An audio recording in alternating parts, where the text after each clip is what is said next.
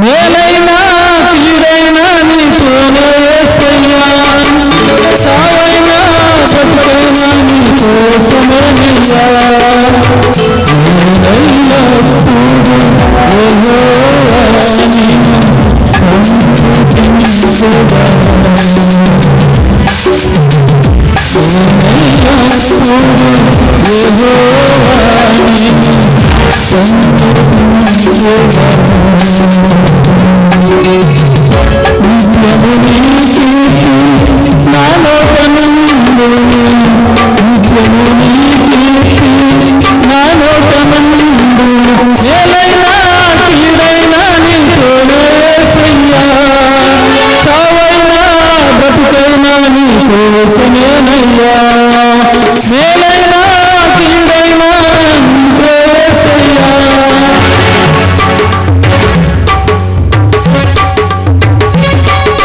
చావైనా బ్రతుకైనా నీ కోసమేనయ్యా.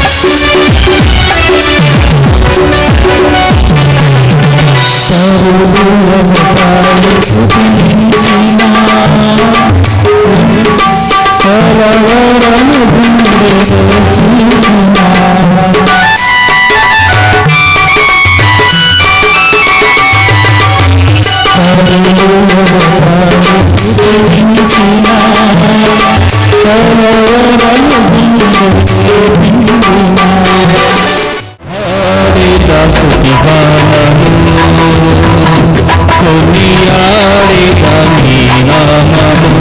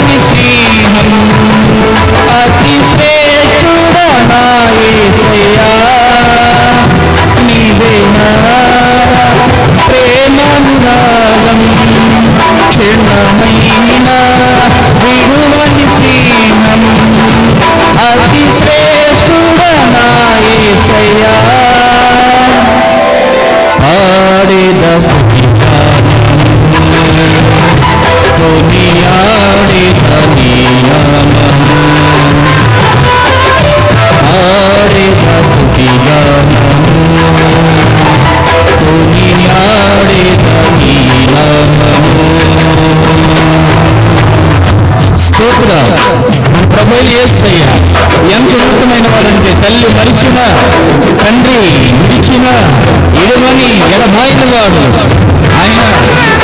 తల్లి గర్భంలో ఉండగానే మనల్ని పిండములుగానే చూచినవాడు, ఎదురు వచ్చే వరకు నీవు ఎత్తుకునేవాడు, ఆయన ఆదరించేవాడు, భూమి ఆకాశములు గతించేనా ఆయన మాటలు వాగ్దానములు గతించాడు.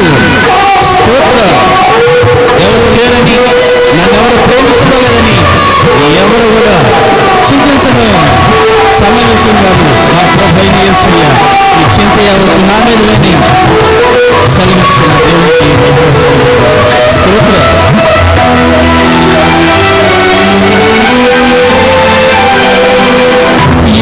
నాకెవ్వరు లేరనుకునగా నాదరి చేరితిని,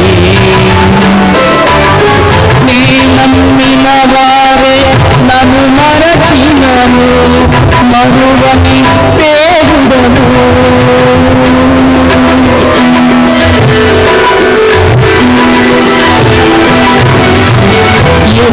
నాకెవ్వరు లేరనుకునగా నాదరి చేరితిని,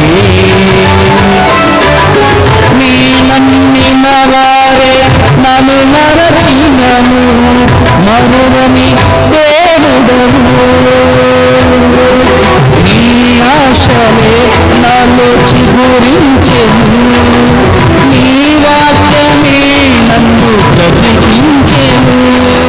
అందలు చేరని గొయ్యలలో కొలదిగా కలవులా, ఆత్మల కొరకై వేదనతో రమ్ముతో సంగమా. అందలు చేరని గొయ్యలలో కొలదిగా కలవులా,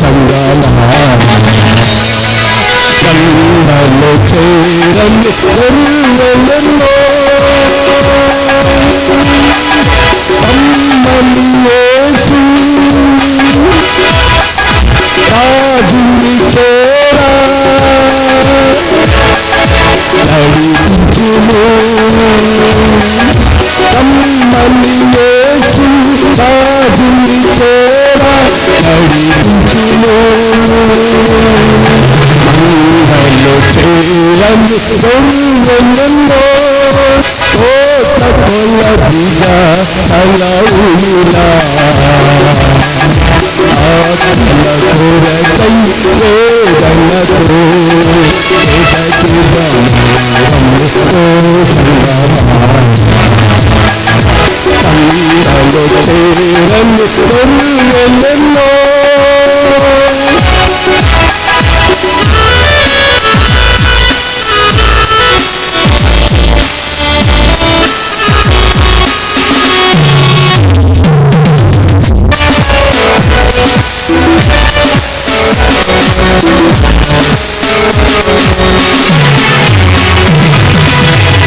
అడవులలో పల్లె స్థలములలో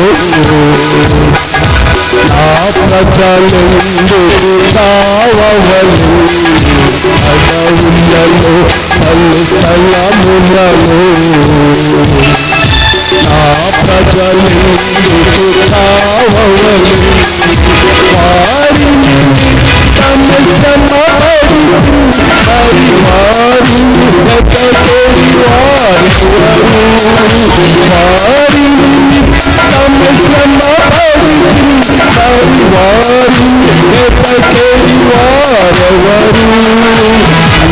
రమి గొర్రెలలో ఓ సకలదిగా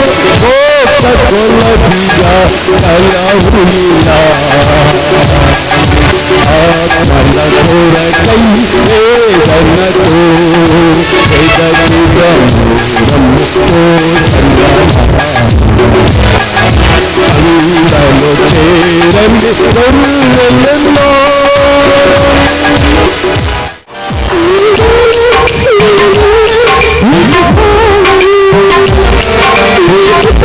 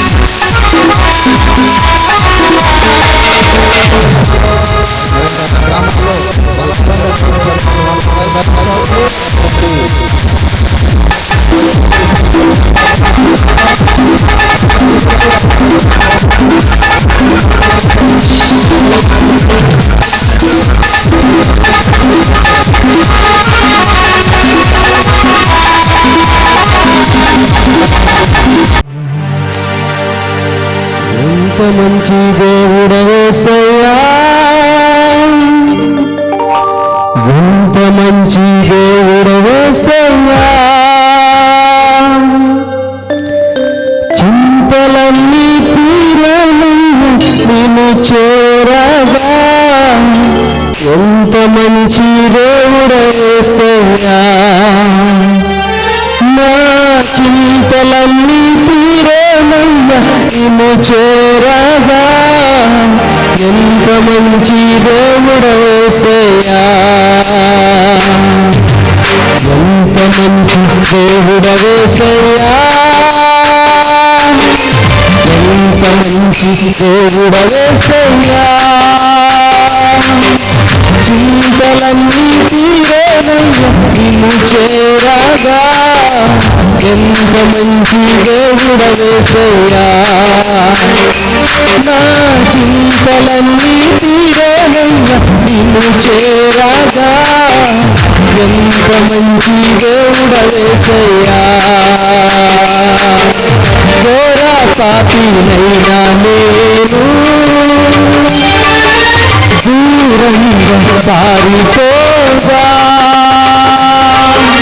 ఘోర పాపినైనా నేను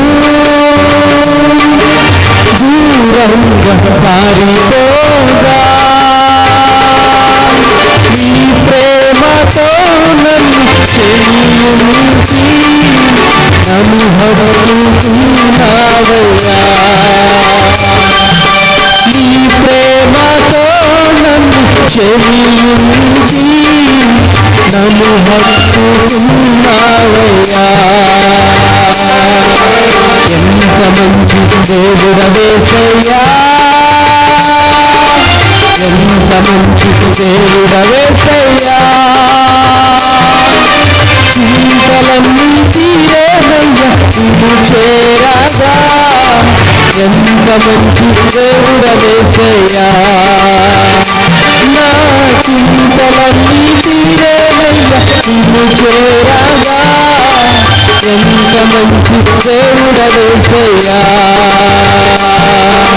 నిన్నే నిన్నే కొలుకునయ్యా, నీవే నీవే నా రాజువయ్యా, నిన్నే నిన్నే కొలుకునయ్యా, నీవే నీవే నా రాజువయ్యా, యేసయ్యా యేసయ్యా యేసయ్యా, యేసయ్యా యేసయ్యా యేసయ్యా, కొండలలో కోటలలో అడవులలో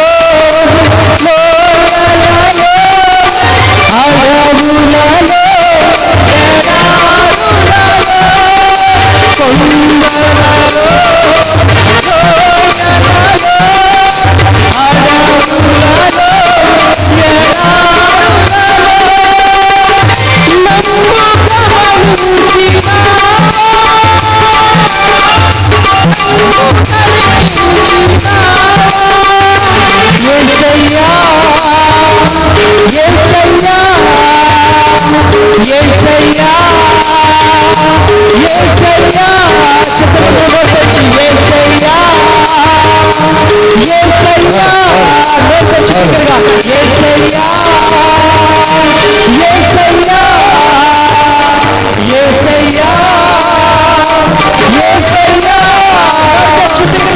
నీవే నీవే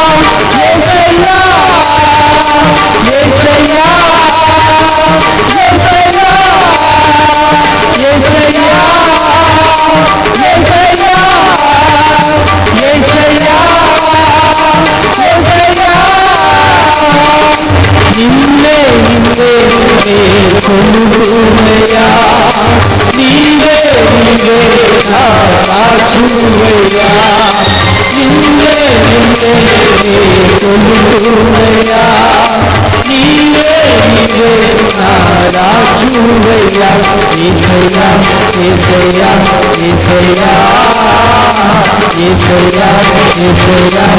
యేసయ్యా యేసయ్యా,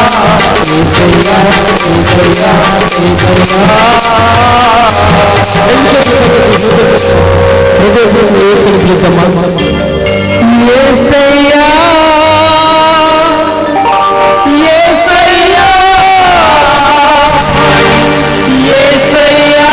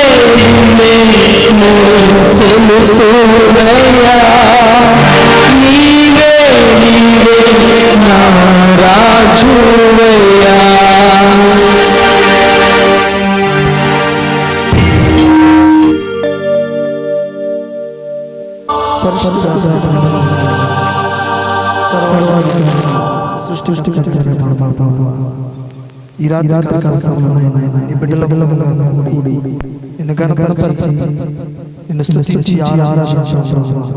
ఈ సమయంలో ఈ గ్రామంలో ప్రతి బిడ్డలకు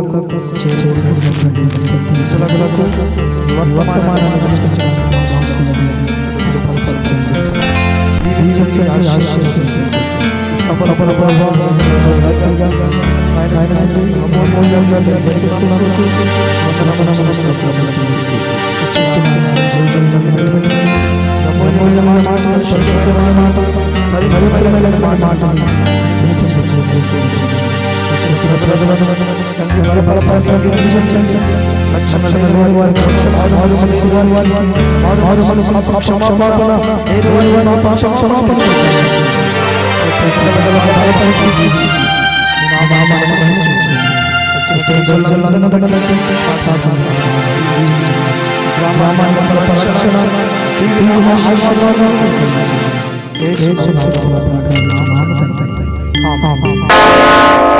యేసయ్య, ముందుగా దేవునికి స్తోత్రాలు తండ్రి.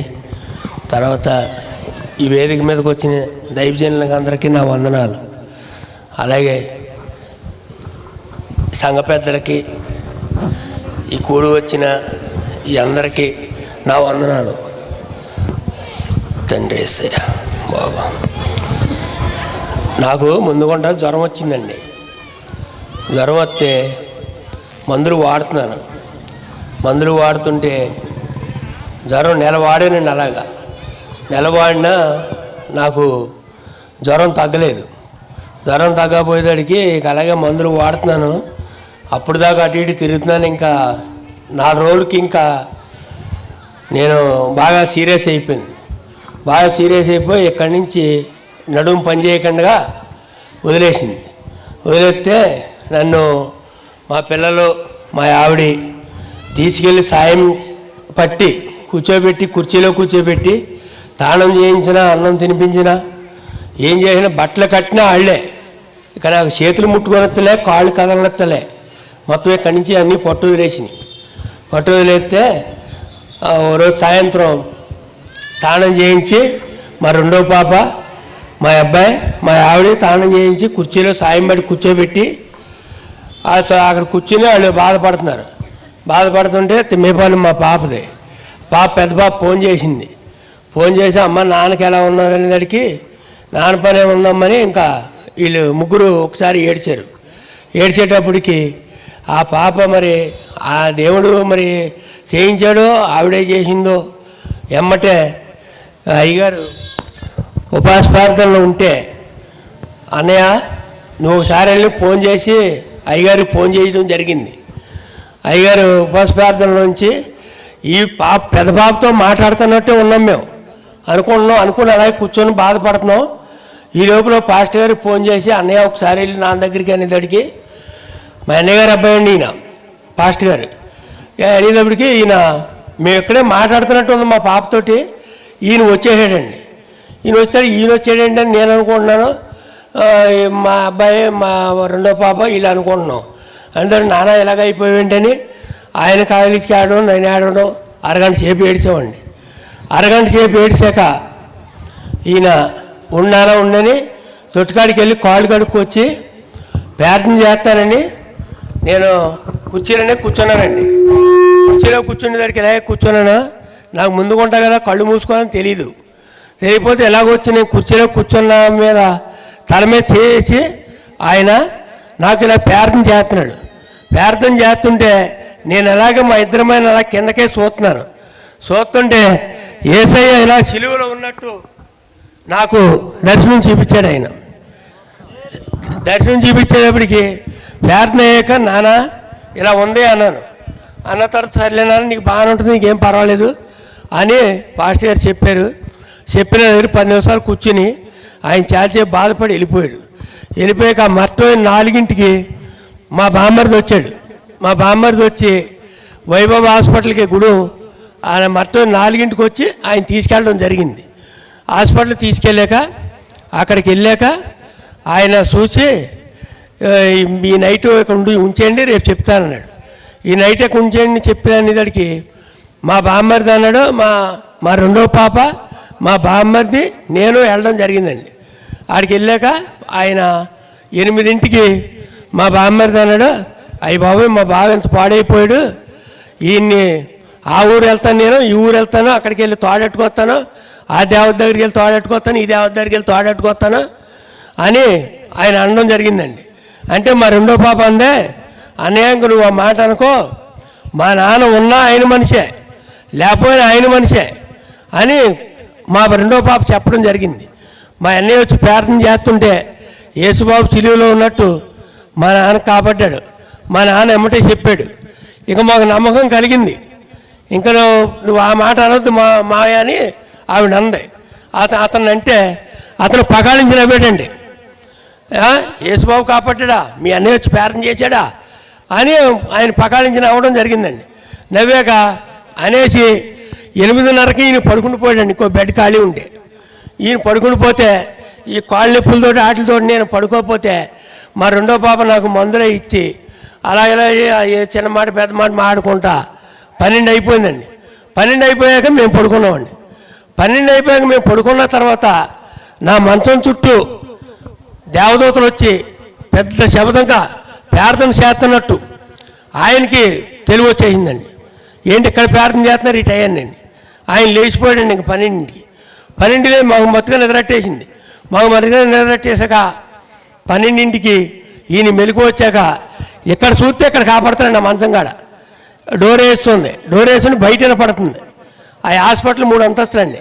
3 అంతస్తులు కూడా ఇక్కడ చూస్తే అక్కడ అన్నట్టు, అక్కడ చూస్తే అక్కడ అన్నట్టు అలాగ ప్రతి రూమ్కి ఆయన తిరగడం జరిగింది. తెల్లారి 5 దాకా. నేను 5 మెలకు వచ్చాక ఏంటి ఎక్కడికి వెళ్ళావు ఏంటంటే ఏమి ఎక్కడికి వెళ్తామయ్యా బాబు, నేను సందకాడమ్మ వెంకటలక్ష్మి వద్దు మాయా నమ్మకం, నువ్వు యేసయ్య కాపాడ్డాడు అని చెప్తే నేను నమ్మలే. నేను నవ్వాను. నవ్వితే నన్ను ఇంక తిప్పుతూ మొదలెట్టాడు. నేను ఇప్పుడు దాకా తిరిగాను అని ఆయన చెప్పడం జరిగిందండి. ఆ తర్వాత నన్ను మట్టో సాయంత్రం మళ్ళీ సాయంత్రం హైదరాబాద్ తీసుకెళ్ళిపోమన్నారు. హైదరాబాద్ తీసుకెళ్ళిపోమంటే మా అబ్బాయి ఈయన వచ్చారండి పాస్టర్ గారు ఆడ కారు వేసుకొచ్చి నాన్న ఎలాగని ఫోన్ చేస్తే నేను వస్తున్నాను, కారు వేసుకొస్తున్నాను, మీరు కంగారు పడకండి అని. ఇవాళ 4ంటికి తీసుకెళ్తే రేపు సాయంత్రం 6ంటికి మళ్ళీ అక్కడి నుంచి గుడి నుంచి కారు వేసుకొచ్చాడు పాస్టర్ గారు మా మేనళ్ళు మేము మొత్తం 4 మా ఎల్లుడి చెన్నై ఈయన నాగేశ్వర గారు ఈయన మేమందరం కలిపి హైదరాబాద్ వెళ్ళిపోయామండి.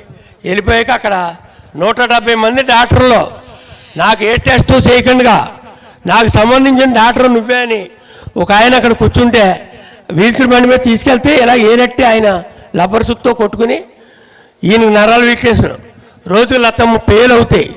5 రోజులు మెడిసిన్ వాడాలి. 5 రోజులు వాడాక ఆ తర్వాత ఈయన నడుస్తాడు, కానీ 3 నెలలు పైన పట్టవచ్చు, 6 నెలలు లోపు నడుస్తాడు అని చెప్పారు.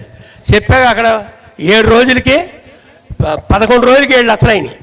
11 రోజులకి 7 లక్షలు అయ్యాక అక్కడి నుంచి వచ్చేసాక మళ్ళీ 5 రోజులకి మళ్ళీ మందులకి అలా ఈ లోపల ఈ 11 రోజులకు వచ్చాక పాస్టర్ గారు కారు 3 మనుషుల్ని నాకు ఇచ్చి మంచం మీద కూర్చొని సాయం పట్టించి చర్చిలో తీసుకొచ్చి చర్చిలో కూర్చోబెట్టి మళ్ళీ నేను ఎక్కడైతే మంచం మీద కూర్చోని అక్కడ తీసుకెళ్ళి కూర్చోబెట్టించేవాడు.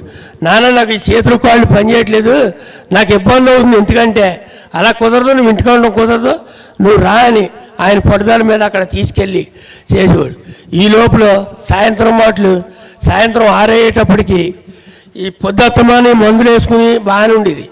సాయంత్రం 6 అయ్యేటప్పటికి కాళ్ళు మంటలో పెట్టి కాలి చేస్తున్నట్టు ఏడుపు, సంటి పిల్లలాగా అటుతోళ్ళు ఇటుతోళ్ళు నేను ఏడుతుంటే మా ఆవిడో పక్కనే మా రెండో పాప పక్కనే ఇక అలా ఏడుతూ ఉంటే ఈ లోపల మా రెండో పాప అన్నయ్య ఎక్కడో అని ఫోన్ చేయడం, ఆయన రావడం, ఆయన వచ్చేటప్పటికి నేను సంటి పిల్లలాగా ఏడుతూనే ఉండేవాడిని. ఆయన వచ్చేటప్పుడు ఇలా చూసేవాడిని ఆయన్ని. ఆయన చూశాక పర్వాలేదు తగ్గిపోతుంది నువ్వు అలా ఉండని ఈయన నాకు చేయాల్సి ప్రార్థన చేస్తాను మంచం దగ్గర. ఆ చెయ్యాలని ప్రార్థన చేయడమే నాకు తెలుసు. మళ్ళీ 1 నిమిషంలో నిద్రట్టేనట్టు అట్టేసింది.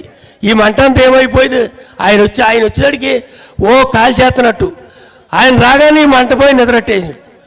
అలాగే మళ్ళీ రాత్రి 1 గంట సమయానికి మళ్ళీ ఫోన్ దగ్గరెట్టుకుని ఫోను ఏ సమయంలో సరే నాకు ఫోన్ చేయమ్మా, నా గురించి నేను వస్తాను, నేను ఎక్కడో వస్తాను అని చెప్తే మళ్ళీ అదే 1 గంట టయానికి మళ్ళీ నాకు అదే మళ్ళీ 1 గంట టయానికి మళ్ళీ 1 గంట టయానికి మంటలు అయితే మళ్ళీ ఆయన వచ్చి ప్రార్థన చేయడం, మళ్ళీ తగ్గిపోవడం, అలాగా సాగిపోయేది. సాగిపోతే ఒకరోజు రాత్రి నేను పడుకున్నాక నా దగ్గరికి ఎవరో చీర కట్టుకుని వచ్చినట్టు, నేను కూర్చుంటే లెగలేనండి, లెగితే కూర్చోలేనండి. ఆవిడ వచ్చి ఎర్రచీర కట్టుకుని వస్తే నాకు ఆవిడని ఏం నా దగ్గరికి వచ్చామని ఇలాగా లెగలేను లేచి ఇలాగా నా దగ్గరికి ఎందుకు వచ్చామని ఇలా కొట్టడం జరిగింది. ఈయన వచ్చి ప్రార్థన చేసి వెళ్ళిన గంటకి అలా అయ్యాక ఆ 2వ రోజుని మళ్ళీ బాగానే ఉంది. బాగున్న తర్వాత ఈయన ఎలాగ ప్రార్థన చేసి వస్తూ ఉండేవారు. వస్తూ ఉంటే తర్వాత ఈ మా చర్చిలో మా చర్చి సంఘం అందరూ కూడా నా గురించి కన్నీటి ప్రార్థన చేసి నన్ను ఎంతగానో ఇచ్చేశారు. నాకు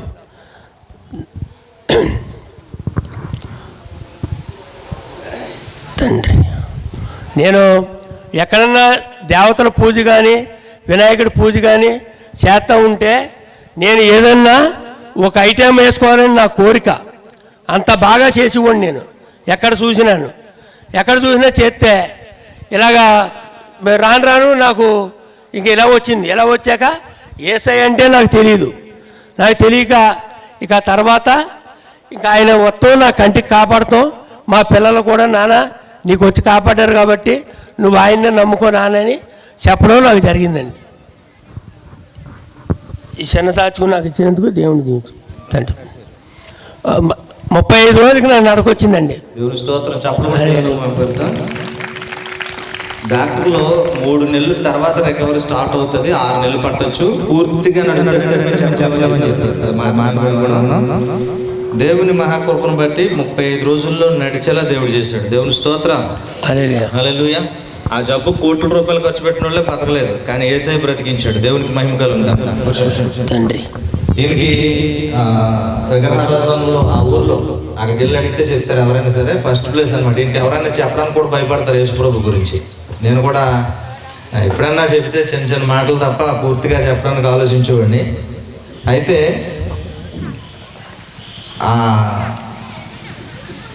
ఒక దేవతకి ఒక గది కూడా ఇచ్చేశారు. గదికి 1 సంవత్సరం ఏమో అల్లుడు చనిపోయాడు, 2వ అల్లుడు. 1 సంవత్సరం ఏమో కోడలో చనిపోయింది. ఆ తర్వాత సంవత్సరం ఈయనకి వచ్చింది. ఆ తర్వాత సంవత్సరం ప్రభు కనుక అడ్డుపడకపోతే ఈయన కూడా బ్రతుకుతాడని ఎవరు కూడా అనుకోలేదు. యేసయ్య ఆయన్ని మరణంలోంచి జీవంలోనికి దాటించారు. ఈయనకి నువ్వు యేసు ప్రభుని నమ్ముకొని మేము చెప్పలే, ప్రార్థన చేసామంటే ఎప్పుడైతే ప్రభు శిలువలో ఆయన ప్రత్యక్షమయ్యారో ఆ తర్వాత రోజున ఆయన యేసు ప్రభుని పూర్తిగా నమ్మడం జరిగింది. నమ్మిన దేవుడు ఆయన్ని సజీవునిగా ఈ రీతిగా ఉంచారు. ఆయన నామానికి మహిమ కలుగును గాక. ఆమేన్. నన్ను నిలవబెట్టినందుకు ముందుగా నేను దేవునికి వందనస్తుడను. అదే క్రమంలో ఈ రక్షణ సువార్త ఉజ్జీవ పండుగలను ఏర్పాటు చేసి దైవ వాక్యం అందించడానికి నాకు అవకాశం కల్పించిన స్థానిక దైవజనులు సాల్మన్ రాజు గారికి, ప్రభు పేరిట నా హృదయపూర్వక వందనాలు. అలాగే ప్రత్యేకంగా వేదికలు అలంకరించిన ఆయా ప్రాంతాల్లో దేవుని యొక్క పరిశుద్ధ పరిచర్య జరిగిస్తున్న ప్రతి దైవజనులకు శిరస్సు వంచి ప్రభు పేరిట నా వందనాలు తెలియజేస్తూ, ప్రత్యేకంగా మరి నారాయణపురంలో పరిచర్య చేస్తున్నటువంటి రాజు గారు వారు దారి కాసి నన్ను ఆపేశారు. ఇక్కడికి నేను రావడానికి కారకులు వారే. వారి ద్వారా మరి ఈ యొక్క డేట్ మేము ఇవ్వడం జరిగింది. ఏదేమైనప్పటికీ నేను మీ మధ్యకు క్షేమంగా వచ్చాను. అందును బట్టి దేవునికి వందనస్తుడను. ఈ రాత్రి కొద్దిపాటి సమయం దేవుని మాటలు మనం నేర్చుకుందాం ప్రియులారా. వినడం కంటే కూడా నేర్చుకోవడం చాలా ప్రాముఖ్యమైన విషయం. స్వయాన యేసుక్రీస్తు వారు ఒక మాట ఉపయోగిస్తారు. ప్రయాసపడి భారము మోయుచున్న సమస్తమైన వారలారా, ప్రయాసపడి భారం మోయుచున్న సమస్తమైన వారలారా, నా యొద్దకు రండి, నేను మీకు విశ్రాంతినిస్తాను అని యేసు ప్రభులు వారు ఆపేలేదు. ఆయన కొనసాగిస్తూ ఒక మంచి మాట చెప్పారు. నేను సాత్వికుడను దీన మనస్సు గలవాడను గనుక మీ మీద నా కాడి ఎత్తుకొని నా యొద్ద నేర్చుకొనుడి, అప్పుడు మీ ప్రాణములకు విశ్రాంతి దొరుకును. ఈ రాత్రి నేర్చుకునే అనుభవంలోకి రావాలి. We are supposed to learn from the feet of God. దేవుని దగ్గర మనం నేర్చుకోవాలి. భగవంతుడికి ఒక ఆలోచన ఉంది ప్రియులారా. ఈ మానవాళి పక్షంగా కొన్ని ప్రణాళికలు ఆయన కలిగి ఉన్నారు. వాటిని నెరవేర్చవలసినటువంటి బాధ్యత మానవులుగా మనదే. ప్రతి ఒక్కరూ కూడా చాలా జాగ్రత్తగా ఆలోచన చేస్తే, why we were on earth, ఈ భూమి మీద దేవుడు మనకి ఉనికిని ఎందుకు ఇచ్చారు?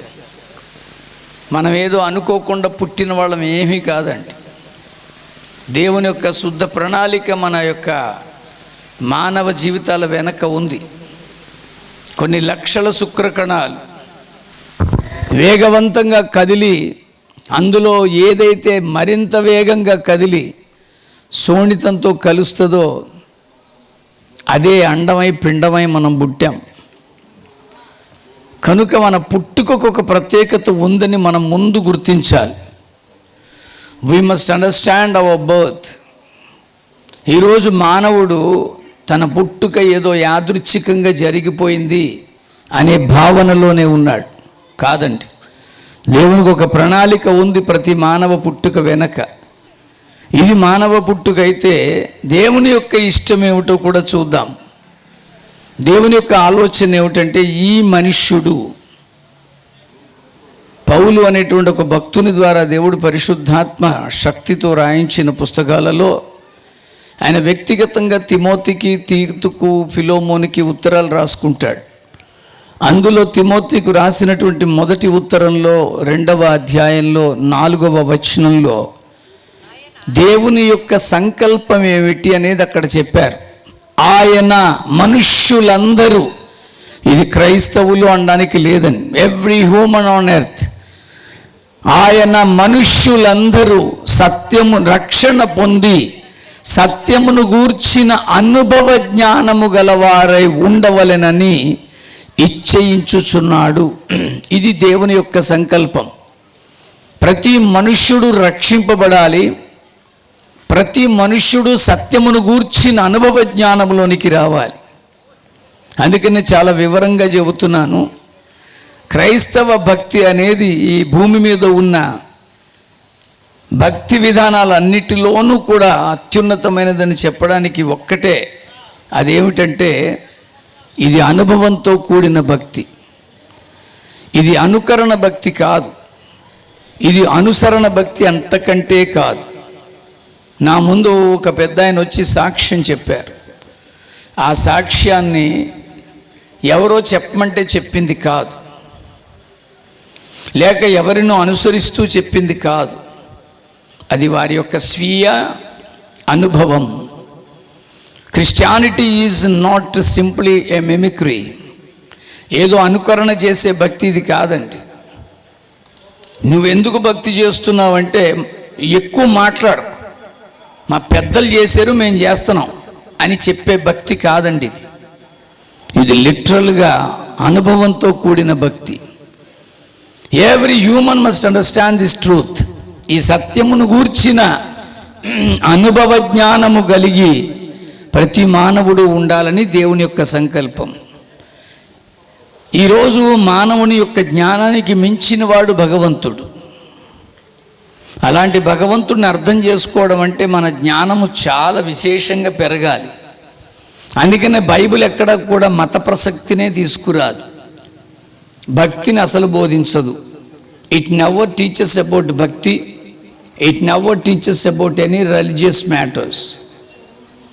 ఇంగ్లీష్లో చెప్తున్నాను అనుకోవద్దు, దూరంగా ఉండి వింటున్న వారికి కూడా అర్థమవుతుంది. ఇది మతపరమైనటువంటి పుస్తకం కాదు, భక్తిని నేర్పే తత్వము కాదు. ఇది దైవిక జ్ఞానాన్ని మనకు నేర్పించే గ్రంథం. దేవునికి స్తోత్రం కలుగునుగాక. ఆ దైవిక జ్ఞానం ఏమిటో తెలుసుకోవాలి.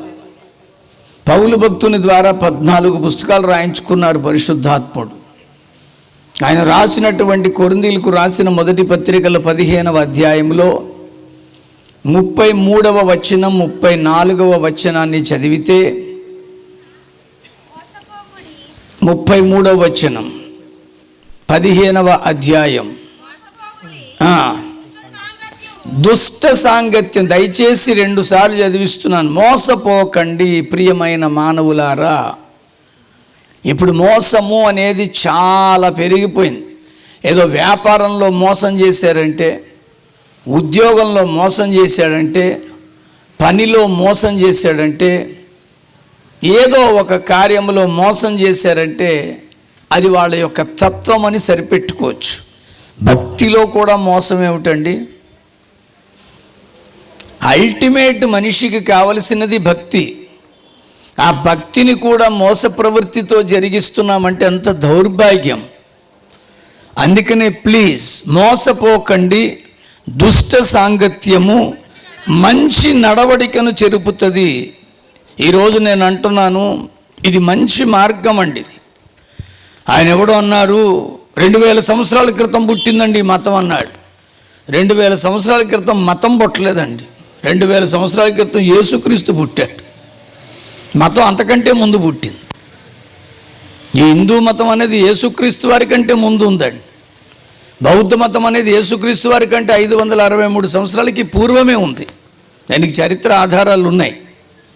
వారి వెనకాల, బౌద్ధుడు వెనకాల వచ్చిన మహావీర్ జైన్ గారు జైన మత స్థాపకులు. వారి వెనకాల వచ్చిన గురునానక్ గారు సిక్కు మత స్థాపకులు. యేసుక్రీస్తు వారి వెనకొచ్చినటువంటి మహమ్మద్ ప్రవక్త ఇస్లాం మత స్థాపకుడు. ఇవి మతాలకు సంబంధించిన మాటలు. యేసుక్రీస్తు వారికి ఎక్కడ కూడా మత స్థాపకుడు అన్నదే చూపించలేం. అందుకనే అంటున్నాను, 2000 సంవత్సరాల క్రితం మతం పుట్టలేదు. మనిషి యొక్క ఆత్మను పరిశుద్ధపరిచి తిరిగి తండ్రి దగ్గరికి చేర్చడానికి మార్గం పుట్టింది. అది తెలుసుకోవాల్సిన బాధ్యత మానవుడిది.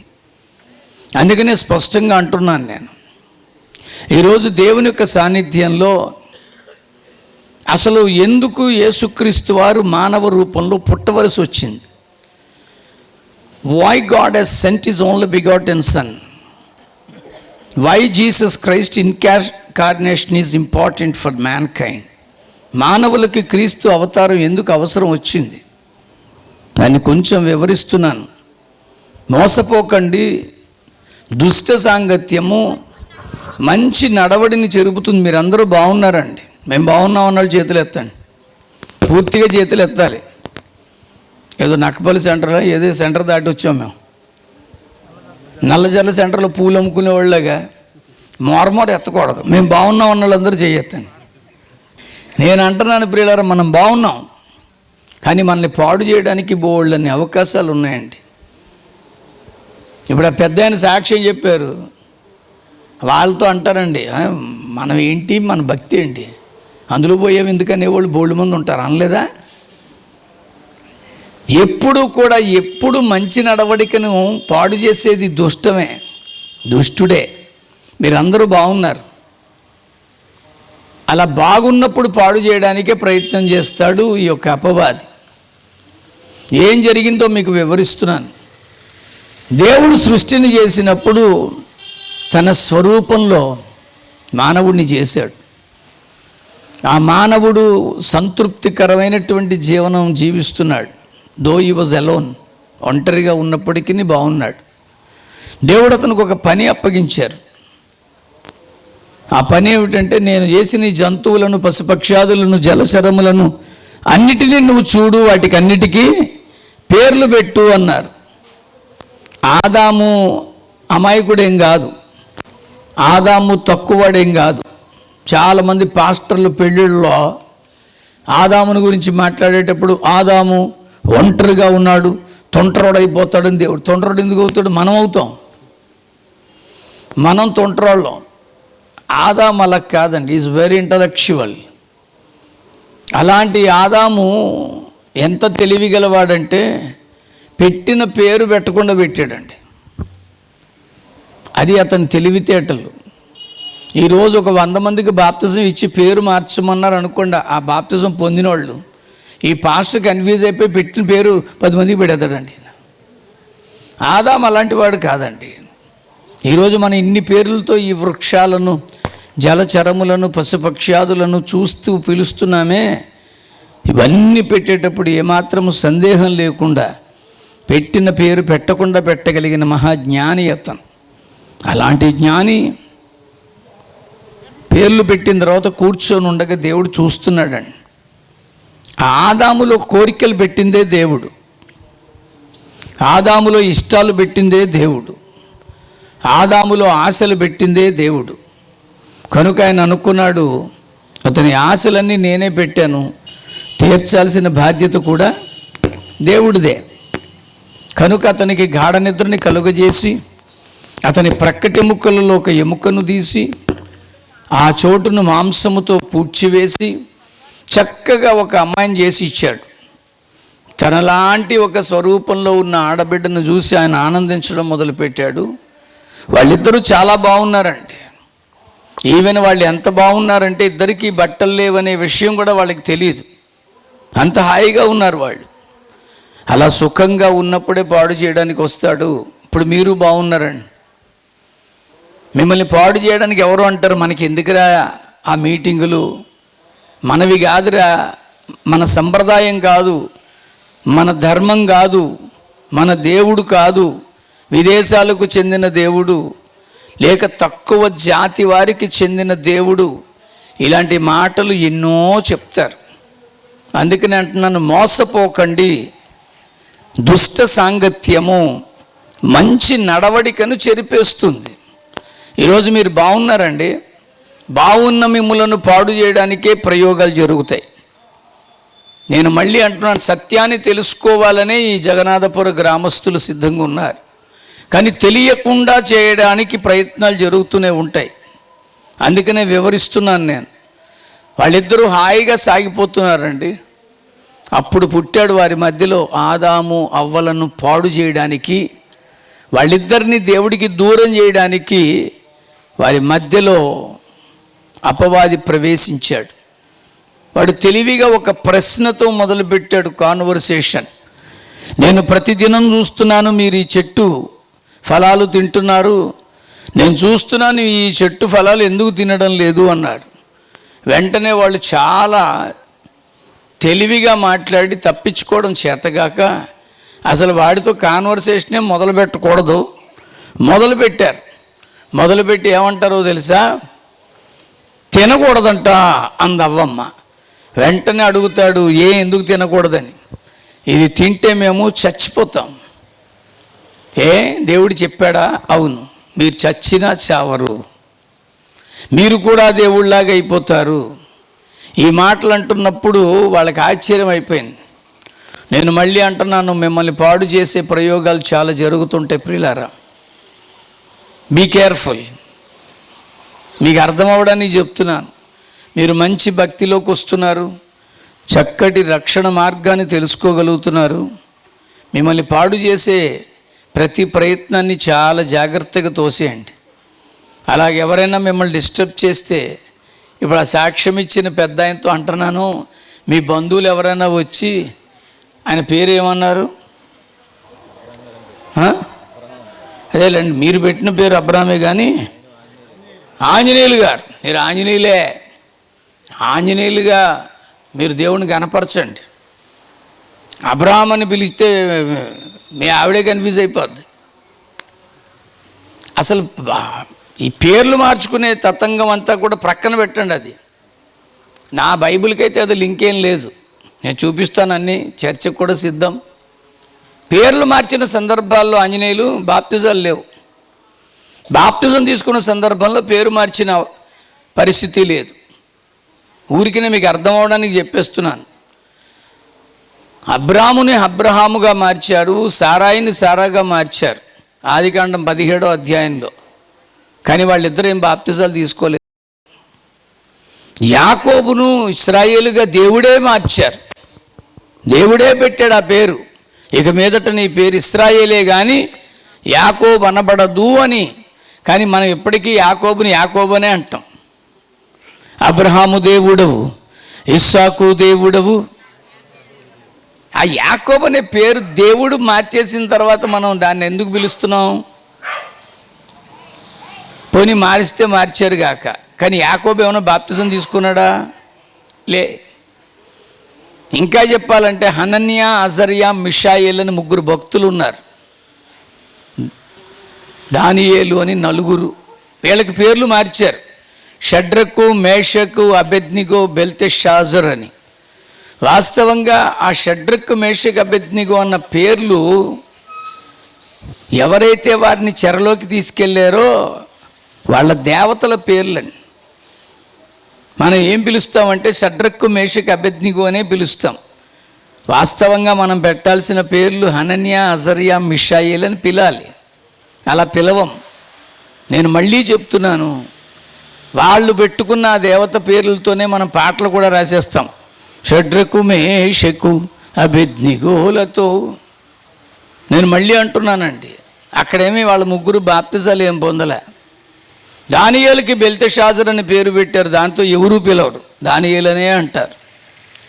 ఎందుకు చెప్తున్నానంటే ఈ వివరాలన్నీ అపోస్తులుడైనటువంటి పౌలు సౌలుగా ఉన్న దినాలలో అతనికి పౌలు అని ఎవరు పేరు పెట్టలే.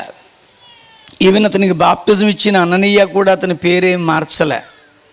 పౌలని ఎవరన్నారంటే ఆది అపోస్తులు అన్నారు. ఎందుకని? పౌలు అన్న మాటకు అర్థం చిన్నవాడు అని అర్థం. వీళ్ళు ముందుగానే ఉన్నటువంటి అపోస్తులు కనుక చివరిలో వచ్చిన ఈ చిన్నోడ్రా అని అనడానికి పౌలు అని పిలుచుకున్నారు. అననీయాతో మాట్లాడుతున్నప్పుడు దేవుడు ఇదిగో సౌలు అన్న కథను ఉన్నాడు అక్కడ అని అంటాడే తప్ప పౌలని ఉన్నాడు అని దేవుడు ఏమనలే. ఎందుకు ఇంత వివరణ మీకు చెప్తున్నానంటే ఇప్పుడు ఎక్కువ ప్రామాణికత అంతా కూడా ఈ బొట్లు తీసేయడం, పేర్లు మార్చుకోవడం మీద సత్యాన్ని అర్థం చేసుకోలేకపోతున్నారు. సత్యాన్ని అర్థం చేసుకోలేకపోతున్నారండి. నేను మళ్ళీ చెప్తున్నాను, నేను ఈరోజు యేసుక్రీస్తు వారు బాప్తిజం తీసుకున్నారు. ఆయన పుట్టడానికి ముందే ఆయనకి ఆ పేరు ఫిక్స్ అయిపోయింది. ఇదిగో కన్యక గర్భవతి కుమారుని గనును ఆయనకి యేసు అని పేరు పెడతారని చెప్పేశారు. పరిశుద్ధ బాప్తిజం ఇస్తున్న యోహాను గారు యేసుక్రీస్తు వారికి బాప్తిజం ఇచ్చినప్పుడు యేసు పేరు ఏమన్నా మార్చాడా? మార్చలేదే. ఇది ఎవరో చేశారండి, మానవ కల్పిత కార్యం ఎప్పుడో జరిగిపోయింది. పేర్లు మార్చుకోవాలి, బొట్లు తీసేయాలి, ఇవన్నీ. ఇప్పుడు ఇంకా గొడవ, బొట్లు పెట్టుకోవచ్చు కానీ సిలువ బొట్టు పెట్టాలి. అసలు ఇవన్నీ మానవ కల్పితాలే. నా ప్రభువే స్వయాన్ అంటారు మార్కు సువార్త 7వ అధ్యాయం 6వ వచనంలో, ఈ ప్రజలు పెదవులతో నన్ను గనపరుచుచున్నారు కానీ వారి హృదయము నాకు దూరముగా ఉంది అని ఆపేలేదు. అక్కడ దాకా చెప్పావు కదా, తర్వాత ఏంటి? అది చదవరే. వారు మానవులు కల్పించిన పద్ధతులను, దైవోపదేశములను బోధిస్తూ, అది భగవంతుడిని ఈరోజు మానవుడు వ్యర్థంగా ఆరాధించే స్థితికి వెళ్ళిపోయాడు. నిన్న మట్లాదివారం నాడు సంఘాలన్నీ మట్లాట్టుకొని తెగ ఊరేగేసాయి. అవునా? మీరు బాగా చేసి ఉంటారు, మేము చేసాం, అందరూ చేశారు. మట్లాదివారం తర్వాత ఏం జరిగింది? యేసుప్రభు ఎక్కడికి వెళ్ళిపోయాడు? డైరెక్ట్గా సిలువకి వెళ్ళిపోయాడా? మరి అది చెప్పమే బ్రదరు, బెత్తం పట్టుకున్నాడా లేదా? ఇప్పుడు దేవాలయాల్లోకి వెళ్ళి వీళ్ళు అమ్ముకునే నూనె గొట్టాలు, నూనె సీసాలు, కర్చీఫులు, ఈ దిక్కుమాలు ఇవన్నీ దాన్ని ఎవడు కొట్టడండి. దాన్ని ఎవడు కొట్టడు. మట్లట్టుకొని మట్టుకు ఓసన్నా ఓసన్నా. ఈ కేకలేం ప్రయోజనం లేదండి. అక్కడి నుంచి యేసుప్రభు కేకలు పెట్టించుకొని గాడి దిగిపోయి వెళ్ళిపోలే, దేవాలయంలోకి వెళ్ళాడు, అక్కడ బెత్తం పట్టుకున్నాడు. ఈరోజు అది కూడా జరగాలిగా. సిలువలోకి సాగేంత వరకు కూడా ఆయన చేసినవన్నీ చేసుకుంటూ వెళ్తే అప్పుడు ఉంటుందండి ప్రభు రాకడ త్వరలో. దేవునికి స్తోత్రం. ఇప్పుడు మనం ఇవన్నీ బోధిస్తున్నాం, అందుకని చాలామందికి సత్యం అర్థం అవ్వట్లేదండి. ఈ రాత్రి మీకు వివరిస్తున్నాను. ఒక ఆంజనేయులు అబ్రాం అయిపోవడం, ఒక సుబ్రహ్మణ్య శర్మ లాజరస్ అయిపోవడం ముఖ్యం కాదండి. నువ్వు పేరు మార్చుకున్నావు అన్నాడు నా దగ్గరికి వచ్చి ఒకడు. మార్చుకున్నాను. ఎలా మార్చుకున్నాను తెలుసా? 92వ సంవత్సరం జనవరిలో నేను బాప్తిజం పొందాను. 92వ సంవత్సరం మార్చిలో నా పేరు మారిపోయింది. ఎక్కడ? ఇండియన్ గెజిట్లో మార్చుకున్నాను. ఆంజనేయులు. నీ ఆధార్ కార్డులో పేరేంటి? కుదరదు, అబ్రాహ్మణ్ రావాలి. మరి అబ్రాహ్మ ఏది? మార్చుకోవడం అంటే అక్కడ కాదండి. నా పాస్పోర్ట్ కానీ, నా పాన్ కార్డు కానీ, నా లైసెన్స్ కానీ, నా అకౌంట్స్ కానీ ఏదైనా ఇప్పుడు పుదుక్కోడు నటరాజన్ లాజరస్ పేరులోనే ఉన్నాయి. మార్చుకుంటే అక్కడ మార్చండి. గుడిలో ఒక పేరుతో, బడిలో ఒక పేరుతో, ఉభయచరపు జీవితం మానుకో. వెచ్చగా ఉండు లేదా చల్లగా ఉండు, నులివెచ్చని జీవితం బహుఘోరం. ఎలా బ్రతుకుతున్నావో, నీవెక్కడ పడిపోయావో యోచించుమా నేస్తమా, గమనించవా సేవక. ఊరినే పేరు మార్చుకోవద్దని నేను అనట్లా. మీరు మార్చుకుంటే మార్పుకు తగిన జీవన విధానాన్ని చూపించండి. కేకలు పెట్టి ఏం ప్రయోజనం లేదండి. అసలు హోసన్నా అన్న మాటకు అర్థం తెలుసా? గట్టిగా చెప్పండి. తెల్లని మాకు వాసన్న అంటమే తెలుసు. హోసన్న అన్న మాటకి ఫుట్ నోట్లో జయము అని ఉందండి. నేను అంటున్నాను, ఊరికనే కేకలైనా లేకపోతే బతుకుల్లో జయం ఉందా? హలో, ఈరోజు ఆ జయం ఇవ్వడానికి వచ్చాడండి ఆయన. హాయిగా బాగున్నారు మీరు, మిమ్మల్ని పాడు చేసే ప్రయత్నాలు జరుగుతున్నాయి, మీరు ఇందులో వెళ్ళకూడదు, అందులో వెళ్ళకూడదు, ఎందులోకి వెళ్ళాలి అడగండి చెప్తారేమో. అందుకనే అంటున్నాను నేను,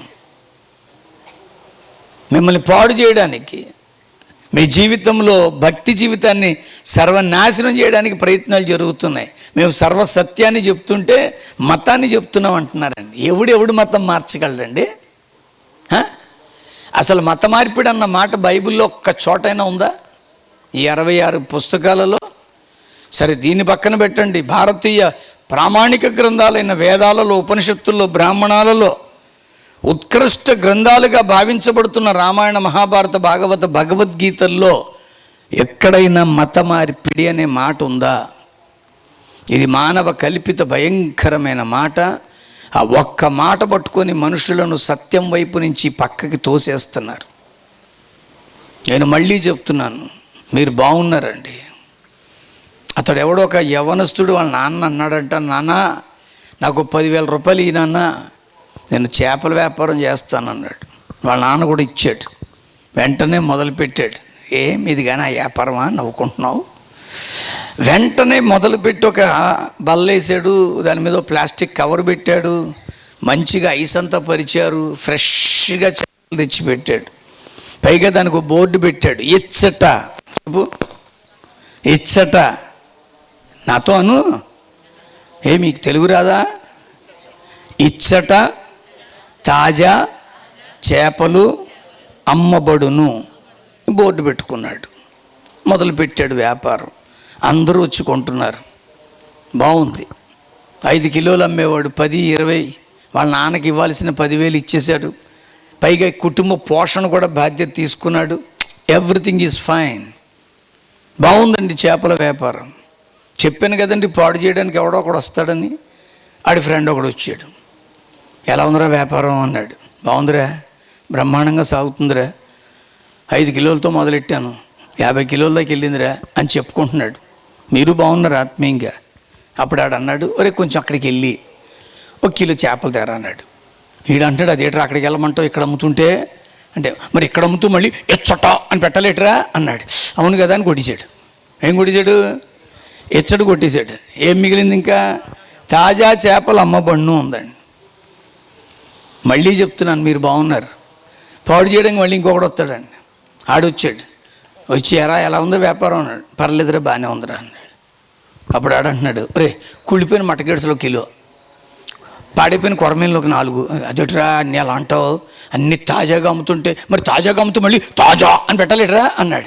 అవును కదా అని అది కొడిచాడు. ఇప్పుడు ఏం మిగిలింది? చేపలు అమ్మబండి అని ఉంది. మళ్ళీ చెప్తున్నాను, మీరు బాగున్నారు. పాడు చేయడానికి మళ్ళీ ఎవడో వస్తాడండి. వాడు వచ్చి అంటున్నాడు, ఎలా ఉందిరా వ్యాపారం అంటే, పర్లేదురా అన్నాడు. ఫస్ట్ చెప్పినంత హుషారు పోయింది. అప్పుడు ఈడంటున్నాడు, ఒరే 1 అరకిలో మాంసం, 2 కిలోలు చికెన్ కొట్టరా అన్నాడు. అదేట్రా, నేను చేపలు అమ్ముతుంటే మాంసం అడుగుతాడురా అన్నాడు. అప్పుడు ఈడన్నాడు, మరి చేపలు అమ్ముతూ చేపలు అమ్మబండు పెట్టలేటరా అన్నాడు. అవును కదా అని ఎది కొడిచాడు. ఇప్పుడు అక్కడ ఏముంది? శూన్యం, ఏమీ లేదు. ఒకడు వచ్చి చెప్పేసరికి ఎచ్చడపోయింది, ఇంకోటి చెప్పేసేసరికి తాజా పోయింది, ఇంకోటి చెప్పేసరికి చేపలు అమ్మబండు పోయింది. అలవాటైపోయిన కస్టమర్లకేమో ఇచ్చట తాజా చేపలు అమ్మబండు బోర్డు కనపడకపోయేసరికి వీడు వెళ్ళిపోయాడేమో అనుకుని వాళ్ళు రావడం మానేశారు. కొత్త కస్టమర్లకి అసలు బోర్డే లేదు, వాళ్ళకి తెలియదు, వాళ్ళు రావట్లేదు. పాపం పెచ్చోడు మళ్ళీ పడిపోయాడండి.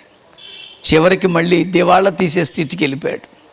ఈరోజు నీ భక్తి జీవితాన్ని దివాళా తీయించడానికి బోల్డ్ మంది ప్రయోగాలు చేస్తారు. ఇది మన దేవుడు కాదురా, ఇది కులం తక్కువ దేవుడురా. ఎందుకు వాళ్ళు అలా మాట్లాడతారు? నేను అంటున్నాను, ఏ ధర్మాన్ని నేను కించపరచనండి. ఈరోజు మనందరూ ఈ సిమెంట్ రోడ్డు మీద వెళ్ళిపోతున్నాం. ఈ గ్రామంలో ఉన్న పూర్వీకులను అడిగితే చెప్తారండి, ఒకప్పుడు ఇక్కడ సిమెంట్ రోడ్డు లేదండి, దాని కింద ఖచ్చితంగా కంకర్ రోడ్డు ఏదో ఉండింది. ఆ కంకర్ రోడ్డుకి ముందు ఖచ్చితంగా ఏదో మట్టి రోడ్డు ఉండింది. ఆ మట్టి రోడ్డుకి ముందు ఏదో కాలి బాట ఉందని. ఎవరికి తెలిసి ఈ కాలిబాట విషయం అంటే, బాగా వార్ధక్యంలో ఉంటారే పెద్దలు, వాళ్ళని అడిగితే భలే ఉంది తాత ఈ సిమెంట్ రోడ్డు అంటే, ఏందిరా ఇప్పుడు మీరు ఈ సిమెంట్ రోడ్లో నడుస్తున్నారు కానీ మీరు ఎన్ని కష్టాలు పడ్డాం తెలుసు ఆ రోజుల్లో అని చెప్తారు వాళ్ళు. అవన్నీ లేవని నేను అనట్లా. కృతయుగం, త్రేతాయుగం, ద్వాపర యుగం అయి ఉండొచ్చుగాక, ఇప్పుడు కలియుగం. యుగములు అని ఖచ్చితంగా హెబ్రీలకు రాసిన పత్రిక 1వ అధ్యాయంలో చెప్పారు. ఆయన లేకుండా ఏదీ లేదు, ఆయన ద్వారానే ప్రపంచములు నిర్మించబడాను. ప్రపంచములు అన్న మాటకి ఫుట్ నోట్లు ఏముంటుంది? యుగములు. ఈరోజు నేను అవన్నీ త్రోసిపాడేసి మాట్లాడట్లా. ఇప్పుడు సిమెంట్ రోడ్డు ఉందని ఇప్పుడు సిమెంట్ రోడ్డే సూపర్ అని నేనేమనట్లా. అలాగని మాకు ఈ సిమెంట్ రోడ్డు వద్దు, మా పాత బాటే కావాలని అది తప్పే. అర్థం చేసుకోవాలి మీరు. ఇది కలియుగం. కలి అంటేనే పాపం అని అర్థం. ఈ పాపం పోగొట్టుకోవడానికి మనిషి పడుతున్న తపన చెప్తున్నాను ఈ రాత్రి. ఎప్పుడైతే ఈ అపవాది వాళ్ళ మధ్యలో చిచ్చు పెట్టాడో జరిగిన ప్రమాదం ఏమిటంటే, పండు తినడం వల్ల పాపం రాలా, దేవుని ఆజ్ఞను మీరడం వల్ల తెచ్చుకున్న పాపం.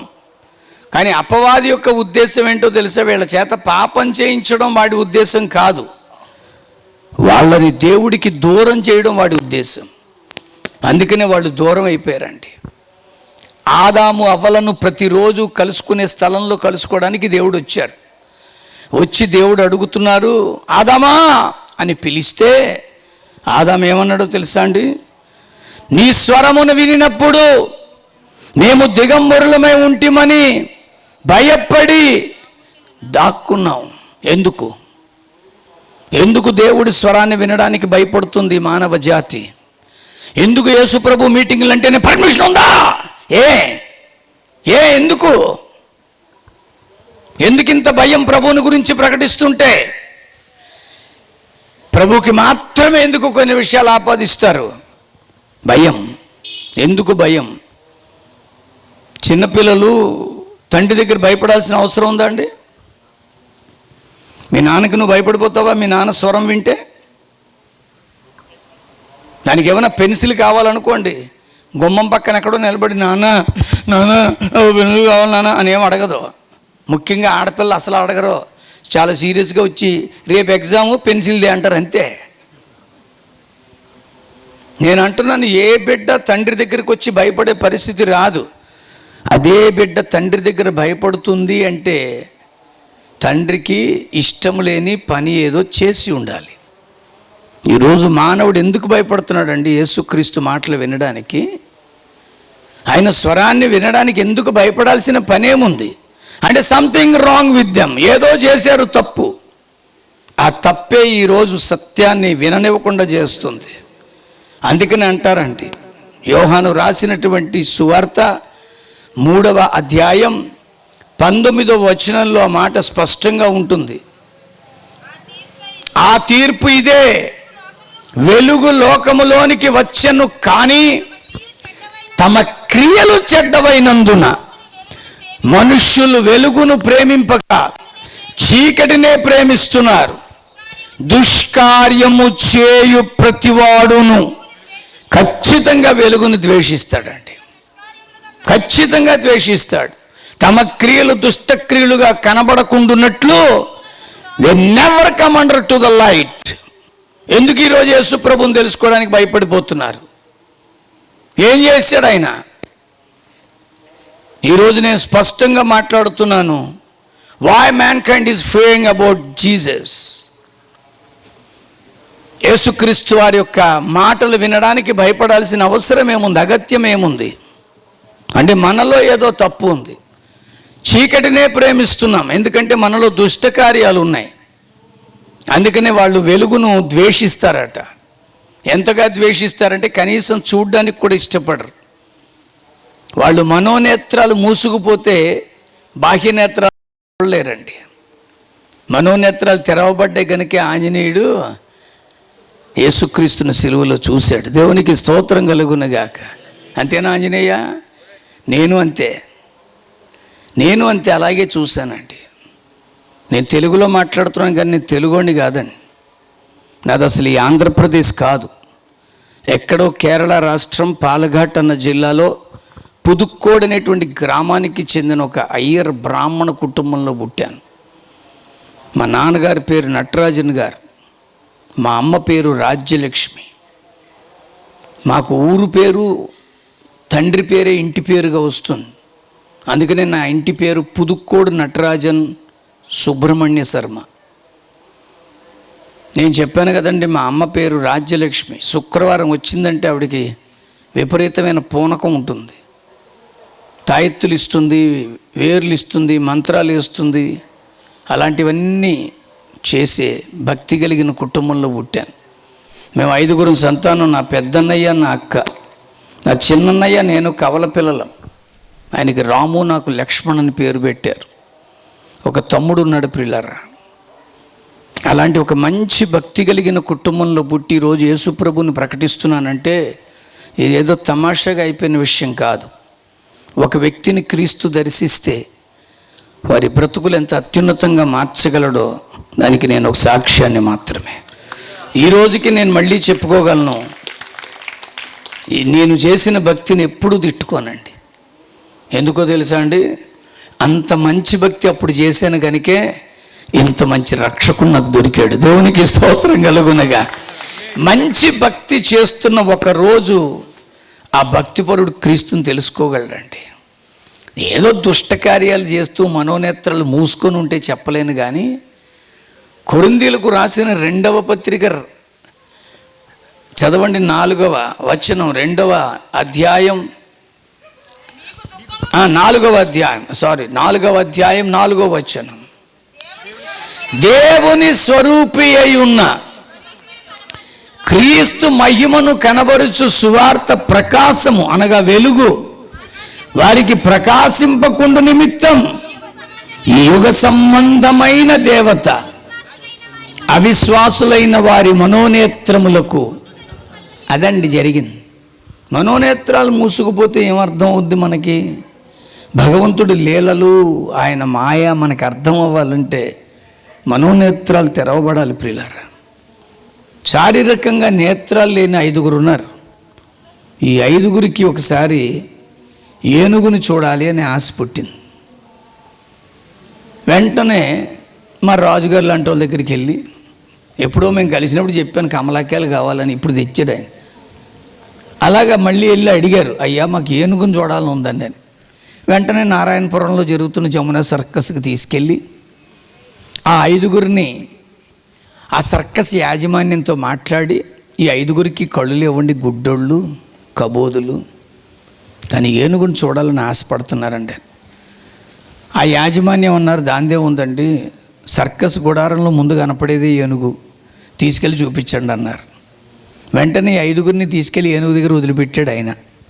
వీళ్ళు ఏనుగుని తడవడం మొదలెట్టారు. అందులో ఒకడు ఏనుగుని తడుగుతూ అంటున్నాడు, ఒరే ఏనుగంటే ఏటో అనుకున్నా పెద్ద గోడలాగా ఉందరు అన్నాడు. అడి గోడ తెలుసు. ఇంకోటి కాలెట్టుకొని స్తంభం అన్నాడు. ఇంకోటి తొండ పట్టుకొని రోకల బండ అన్నాడు. ఇంకోటి తోక పట్టుకొని బూజుల కర్ర అన్నాడు. ఇంకోటి చెవు పట్టుకొని చేట అన్నాడు. ఇంతకీ ఏనుగంటే ఏమై ఉండొచ్చు? రోకల బండ, చేట, స్తంభమా, గోడ, బూజుల కర్ర, ఏమై ఏనుగంటే ఏంటి? అలాగ జగన్నాథపురం బొర్రెట్టుకుని ఆలోచించక్కర్లా. ఏనుగంటే ఇవేమీ అవ్వదు. ఏనుగంటే ఏనుగే. ఇంక దీనికి సమాధానం ఏముందండి? ఈరోజు మనోనేత్రాలు మూసుకుపోయినాడు. అదే యేసుప్రభు ఎవరనుకుంటున్నారా? అమెరికా దేవుడు, ఆస్ట్రేలియా దేవుడు, దొరలకు దేవుడు, కులం తక్కువ దేవుడు, నువ్వు ఎన్ని పేర్లైనా పెట్టు, యేసు యేసే. నీ మనోనేత్రాలు తెరవబడితే అర్థమవుతాడు మహానుభావుడు. వాళ్ళు గుడ్డోళ్ళు కనుక వాళ్ళకి తెలిసిందేదో కూసారు పాపం. నీకు తెలియదు కనుక మనోనేత్రాలు మూసుకుపోయిన గుడ్డోళ్ళు ఉన్నావు కనుక ఏది పడితే అది పెట్టేస్తున్నావు యేసు ప్రభువుకి. 2000 సంవత్సరాల క్రితం మతం పుట్టలేదండి. మానవ జాతిని కాపాడడానికి రక్షకుడైన యేసు పుట్టాడండి. ఎప్పుడైతే ఇలాగా సిగ్గుపడి దాక్కున్నానన్నాడో దేవుడు చాలా బాధపడ్డాడు. దేవుడికి దూరం చేయగలిగాడు అపవాది. ఇప్పుడు ఈ మానవులందరినీ దేవుడికి దూరం చేసేసాడండి అపవాది. దానికి శాస్త్రాలు పెట్టారు, మతాలు పెట్టారు, ధర్మం అన్నారు. వీటి ద్వారా సత్యదేవుణ్ణి తెలుసుకోకుండా మానవుణ్ణి ఆపు చేస్తున్నారు. అప్పుడు తండ్రి కూర్చున్నాడండి. అయ్యో నేను చేసుకున్న నా మానవుడు నాకు దూరం అయిపోయాడే అనే బాధ. తండ్రి సింహాసనం మీద కూర్చున్నారు. సృష్టికర్త, స్థితికారకుడైనటువంటి యేసుక్రీస్తు వారు కుడివైపున ఉన్నారు. లయకారకుడైనటువంటి పరిశుద్ధాత్ముడు ఎడం ప్రక్క కూర్చొని ఉన్నారు. సృష్టి స్థితి లయకారకులు ముగ్గురు కూర్చొని ఉండగా సృష్టికర్త అయినటువంటి ప్రభు తండ్రి అంటున్నాడు, ఇప్పుడు ఆదాము మనలో ఒకని వంటి వాడైపోయాడు. The man became one of us. ఈ మానవుడు మనలాగే ఒకడైపోయాడు. పరిశుద్ధాత్ముడు మురిసిపోయాడు. పోన్లే దేవా తండ్రి మనలో ఒకడు అయిపోయాడు కదా అని సంతోషిస్తుంటే అప్పుడు చెప్తున్నారు ఒకటే మాట. ఏమనో తెలుసా? తండ్రి చెబుతున్న మాట ఏమిటంటే, మనలో ఒకని వంటివాడు అయ్యాడు కానీ నాయన, నాలో లేనిది, కుమారుడైన క్రీస్తులో లేనిది, నీలో లేనిది ఈ మానవుల్లోకి ఒకటి వచ్చి చేరింది. ఏమిటది? అదే పాపం. నా మాటను అతిక్రమించి ఆజ్ఞను దాటి ఈరోజు పాపం తెచ్చుకున్నాడు. అప్పుడు పరిశుద్ధాత్ముడు అంటున్నారు, దాందే ఉందండి, నువ్వు సర్వోన్నతుడవు, ఎవరు ఆమ్ని ప్రెజెంట్, ఎక్కడైనా ఉండగలవు, ఆ పాపం తీసేయడం నీకెంత, తీసేయి. అప్పుడు తండ్రి అంటున్నారు, మానవుడిలోకి వచ్చిన పాపం తీయడం అంత సులభం కాదు, మరి ఏం చేయాలి? అప్పుడు తండ్రి చెప్పారు, మన ముగ్గురులో ఒకడు ఈ మానవుల కొరకు చచ్చిపోవాలి.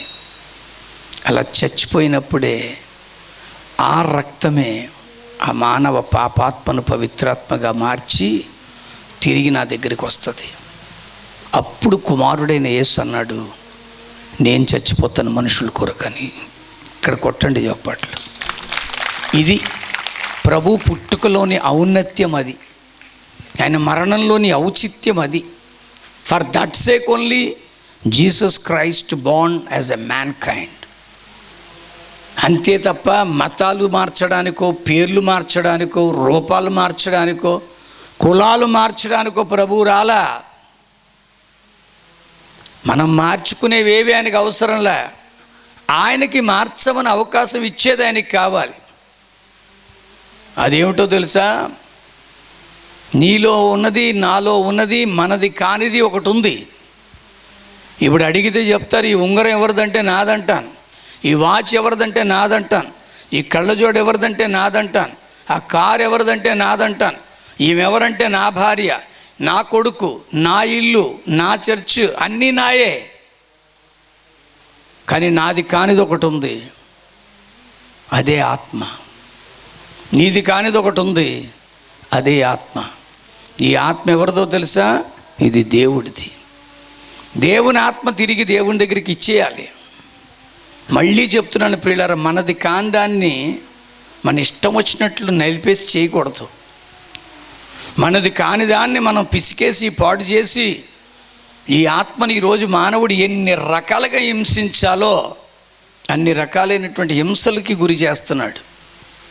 ఇలాగ పాడైపోయిన పాపాత్మను పవిత్రాత్మగా మార్చడానికి ప్రభు పుట్టాడండి. అందుకనే అంటున్నాను, ఆ పుట్టుకలో ఉన్న ఔన్నత్యాన్ని మనం గుర్తించి ధర్మం చేసుకుందాం.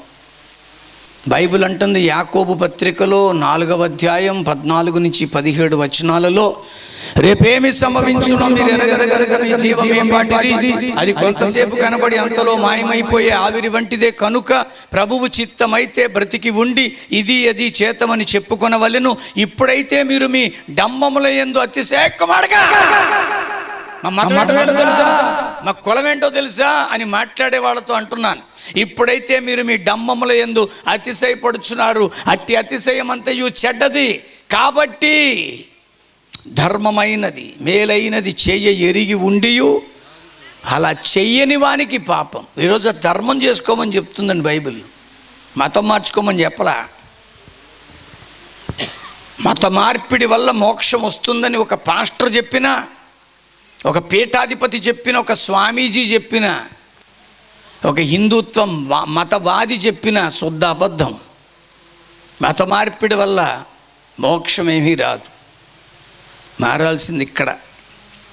అందుకనే ఇది నాది కాదు, ఇది మీది కాదు, అది మారాలి. ఇప్పుడు ఆ ధర్మం దానికి జరగాలి. అందుకనే మన శాస్త్ర ప్రకారంగా చచ్చిపోయిన తర్వాత ధర్మోదకాలు ఇస్తారు. ధర్మోదకాలు ఎందుకు ఇస్తారు? ఆ చచ్చిపోయిన ప్రేతకి ధర్మం ఉండదు కనుక, అది 10 దినాలు ఇక్కడే తిరుగుతుంది కనుక ధర్మోదకాల కార్యక్రమం ద్వారా ఆ కుటుంబీకులను పిలిచి, ఫలానా నామధేయస్య నేను ధర్మం వదులుతున్నాను. ఉదకం అంటే సంస్కృతంలో నీరు. అలాగ ధర్మాన్ని వదిలి ఆ ప్రేతకు ధర్మాన్ని ఇస్తే ఆ ధర్మంతో ప్రేత పరభాగ్యం చేరుతుందని శాస్త్రం చెప్తుంది. నేను అంటున్నాను, ఎవరి ధర్మమో మనకెందుకు, బతుకుండగానే మన ధర్మం మనమే చేసుకుందాం.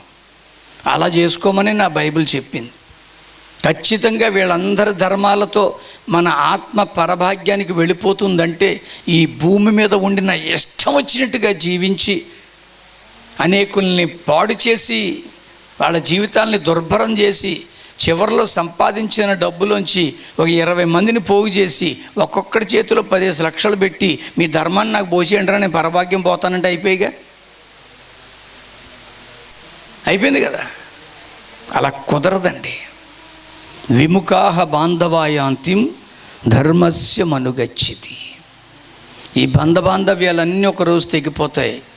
మనం చేసుకున్న ధర్మమే మనలను పరభాగ్యం చేరుస్తుంది. ఇది కూడా శాస్త్రమే చెప్పింది. నేను అంటున్నాను, ఈ కులాలు రావు, ఈ మతాలు రావు, నువ్వు చేసుకున్న ధర్మం ఒక్కటే వస్తుంది. ఆ ధర్మం చేసుకోమనే పరిశుద్ధ గ్రంథం చెప్తుంది. యేసు ఆ ధర్మాన్ని చేసుకోమనే మన కొరకు వచ్చి ఉన్నారు. అందుకనే అంటున్నాను, మంచి ఇల్లు కట్టుకుంటాడు, గృహప్రవేశం బ్రహ్మాండంగా చేస్తాడు. అదే ఇంట్లో ఓ వారం రోజులు 4 రోజుల తర్వాత ఎక్కుళ్ళు వచ్చి చచ్చిపోయాడు అనుకోండి, ఖచ్చితంగా శరీరాన్ని తీసుకొచ్చి బయటపడేస్తారు. అంతేనా ఇంట్లో పెట్టుకుంటారా? తెగిపోయిన దిక్కుమాలి చెప్పులైనా ఇంట్లో పెట్టుకుంటాం, తుప్పట్టేసిన సైకిల్ అయినా వెనకాల పడేస్తాం. చచ్చిపోయిన యొక్క శరీరాన్ని తీసుకొచ్చి అరగంటలో గుమ్మం దగ్గర పడేస్తాం.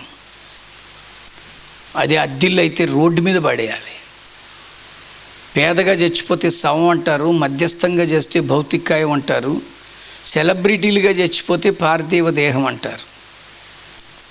పార్థివ దేహమన్నా భౌతిక కాయమన్నా శవమన్నా అర్థం ఒకటే, ఇంకెందుకు పనికిరాదు.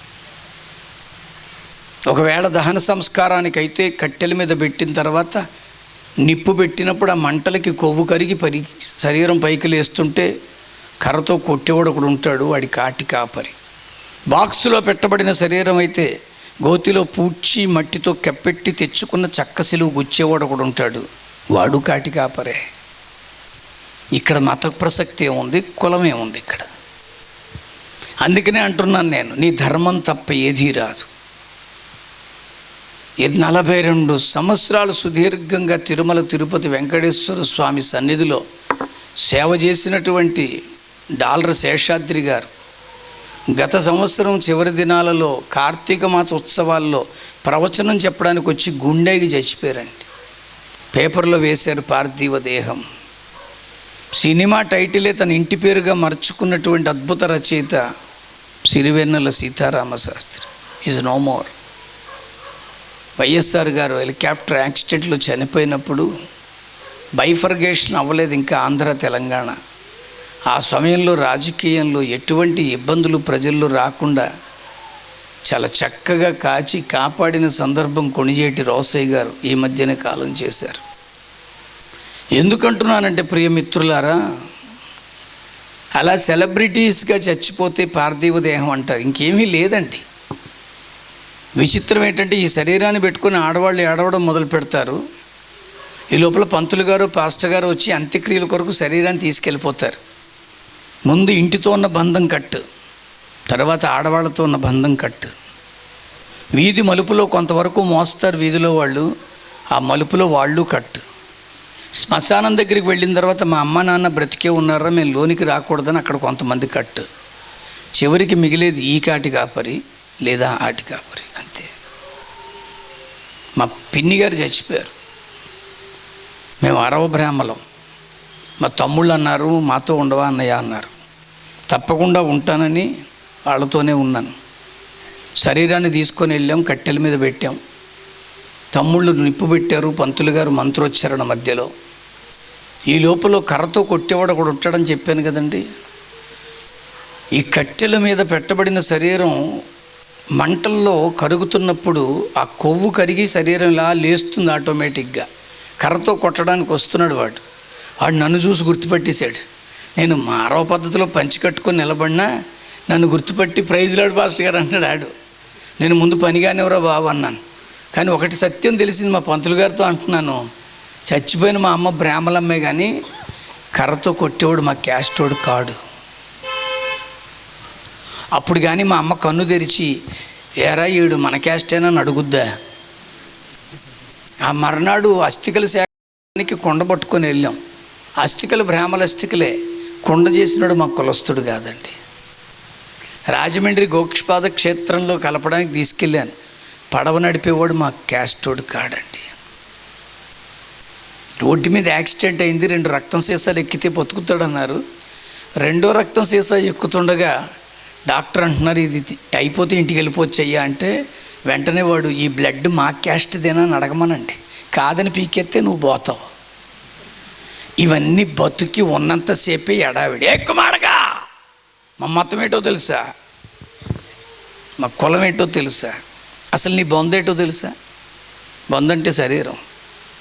నువ్వు తినే ఆహారం ఎలా జీర్ణం అవుతుందో తెలుసా? నువ్వు తీసుకునే ఊపిరితిత్తుల్లోకి వెళ్ళి ఎలా పనిచేస్తుందో, నీ బ్లడ్ ఎలా పంపింగ్ అవుతుందో ఏమన్నా తెలుసా? వద్దండి. మనలో ఉన్న మన యొక్క అంతర్భాగంలో జరుగుతున్నదే మనకి తెలియనప్పుడు దేవుడి గురించి మాట్లాడే యోగ్యత స్థితి మనకి లేదు, సత్యాన్ని తెలుసుకోవడం తప్ప. అందుకనే వివరంగా అంటున్నాను, అదే మాటలో కొంచెం ముందుకు చదివితే 33 చదివాము. దుష్ట సాంగత్యము మంచి నడవడికను చెరుపును. 34లో ఏముంటుందంటే, నీతి ప్రవర్తన కలిగిన వారే మేల్కొనండి, పాపము చేయకండి, మీలో కొందరికి దేవుని గూర్చిన జ్ఞానము కొందరికి లేదు, మీకు సిగ్గు కలుగుటకై ఈ మాట చెప్తానంటాడు. So many people are not having adequate wisdom about God. దేవుడి గురించి జ్ఞానం లేదండి. ఏదైనా అంటే గట్టిగా అరిచేయడం తప్ప. ఒక ఆయనకి వాళ్ళ నాన్న అంటే చాలా ఇష్టం. వాళ్ళ నాన్నగారితో ప్రతిరోజు ఒక 10 నిమిషాలు మాట్లాడుకుంటే తప్ప తృప్తి ఉండదు. వాడికి ఒక కొడుకు. వాడు గమనిస్తూనే ఉన్నాడు నాన్న తాతతో మాట్లాడేదంతా. కాలక్రమంలో ఆ నాన్నగారు చచ్చిపోయారు. వీడికి వాళ్ళ నాన్నగారి మీద ఉన్న అపరిమితమైన ప్రేమతో నాలంటి వాడితో ఒకరితో మాట్లాడుకొని, పంతులు గారు మా నాన్నకి ప్రతి నెల ఈ 13వ తారీఖున నేను మాసికం పెట్టుకుంటాను, మీరు నా సాయం చేయాలన్నారు. తప్పకుండా చేస్తానన్నారు ఆయన. విచిత్రం ఏమిటంటే ఆయన ఇంట్లో ఒక పిల్లి తిరుగుతూ ఉంటుందండి. ఈ పిల్లి కానీ ఈ పిండం తినేస్తుందేమో అని ఒక గంప తీసుకొచ్చి, గంప బొట్టో తీసుకొచ్చి ఆ పిల్లిని పట్టి దాని లోపల పెట్టి ఈయన పిండం పెట్టేవాడు. కార్యక్రమం అయిపోయిన తర్వాత పిల్లిని వదిలేసేవాడు. విచిత్రం ఏమిటంటే కొంతకాలానికి ఆ పిల్లి ఎక్కడికో పోయింది. ఈ కుర్రోడు మనవడు పెద్దోడు అయిపోయాడు. ఈ తండ్రి కూడా చాలా వయసు అయిపోయింది. ఈయన కూడా కాలం చేసేసాడు. అప్పుడు ఈ కుర్రోడు అంటున్నాడు వాడి ఫ్రెండ్తో, మా నాన్న వాళ్ళ నాన్నకి చేసినట్టుగా నేను కూడా మా నాన్నకి చేస్తాను అన్నాడు. దానిదే ఉందరా, తండ్రికి చేసుకోవడంలో నీకు మంచి జరుగుద్ది, చేసుకో అన్నారు వాళ్ళు. సరే మొత్తానికి మొదలెట్టాడు. మళ్ళీ నాలంటి వాడిని ఎవరినో కుదుర్చుకున్నాడు. ఆశ్చర్యం ఏంటో తెలుసా, మనకి దగ్గర టౌన్ ఏది? నల్లజర్లే, తాడేపల్లిగూడెం కొంచెం దానికంటే పెద్దది. వీడు ఆ పిండం పెట్టినప్పుడల్లా ఆ రేపు పెట్టాలన్నప్పుడు తాడేపల్లిగూడెం వెళ్ళడం, ఓ పిల్లి కొనడం, ఓ బుట్ట కొనడం, తీసుకొచ్చి పంతులకి ఇవ్వడం. పంతులు గారికి అర్థం కాలే, ఏమంటే పిండం కూడా తెలుసు కానీ పిల్లి కూడా పెట్టాడు. ఎక్కువ మాడగా అసలు ఆయన ఎందుకు చేశాడు? అది ఏదో అడ్డం వచ్చేస్తుందని చెప్పి. అసలు ఈరోజు చాలామంది ఎక్కువగా ఆర్గ్యూ చేసేది ఇదే. నేను చేశానండి మంచి భక్తి. అన్నవరం దేవస్థానంలో అరగుండు చేయించుకొని జంధ్యం వేసుకున్నాను. నేను ఎప్పుడు కించపరచట్లే, నా భక్తి విధానం చెప్తున్నాను. 27 సంవత్సరాల వయసు నాకు వచ్చేంతవరకు అసలు యేసుప్రభు తెలియదండి.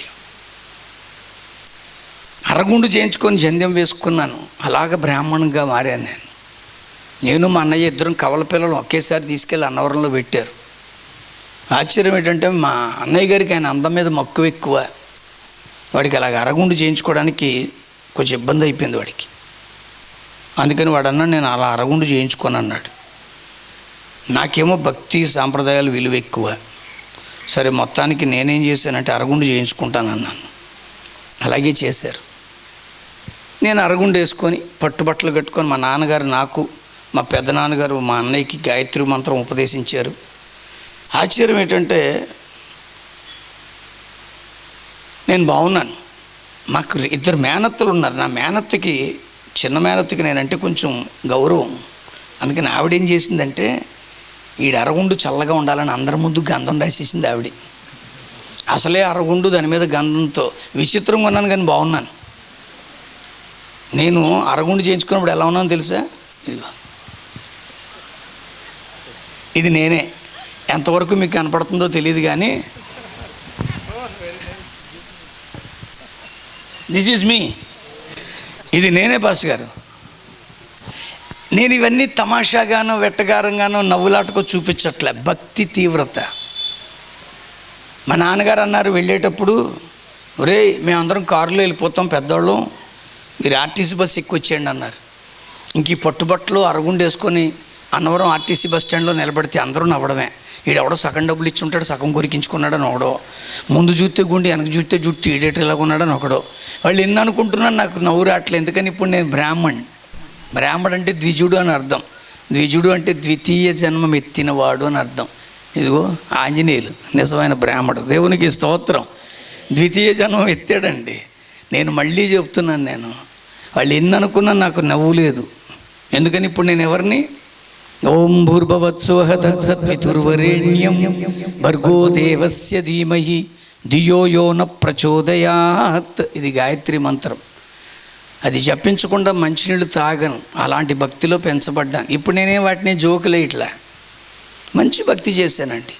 పూజ్యాయ రాఘవేంద్రాయ సత్యధర్మరతాయ చ భజతాం కల్పవృక్షాయ నమతాం కామధేనవే.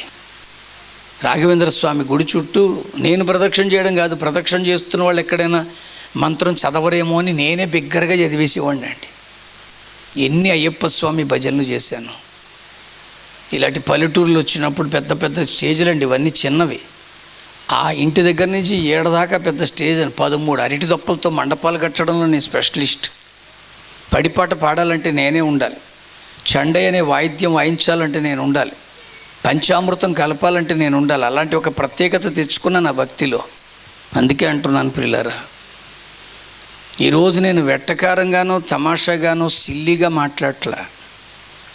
అంత మంచి భక్తి చేసి ఇప్పుడు ప్రభువుని ఎలా తెలుసుకున్నానో మీరు అర్థం చేసుకోవాలి.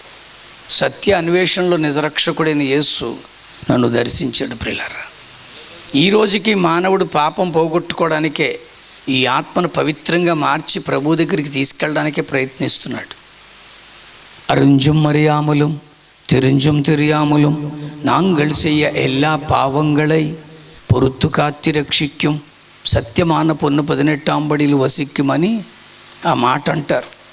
దాని అర్థం ఒకటే, అరంజుం మరియాములం, అర్థంగా కనాలోచితంగా, తెలిసి తెలియక మేం చేస్తున్న ప్రతి పాపము నుండి కాచి కాపాడి రక్షించు అనే పదం ఉందండి అందులో.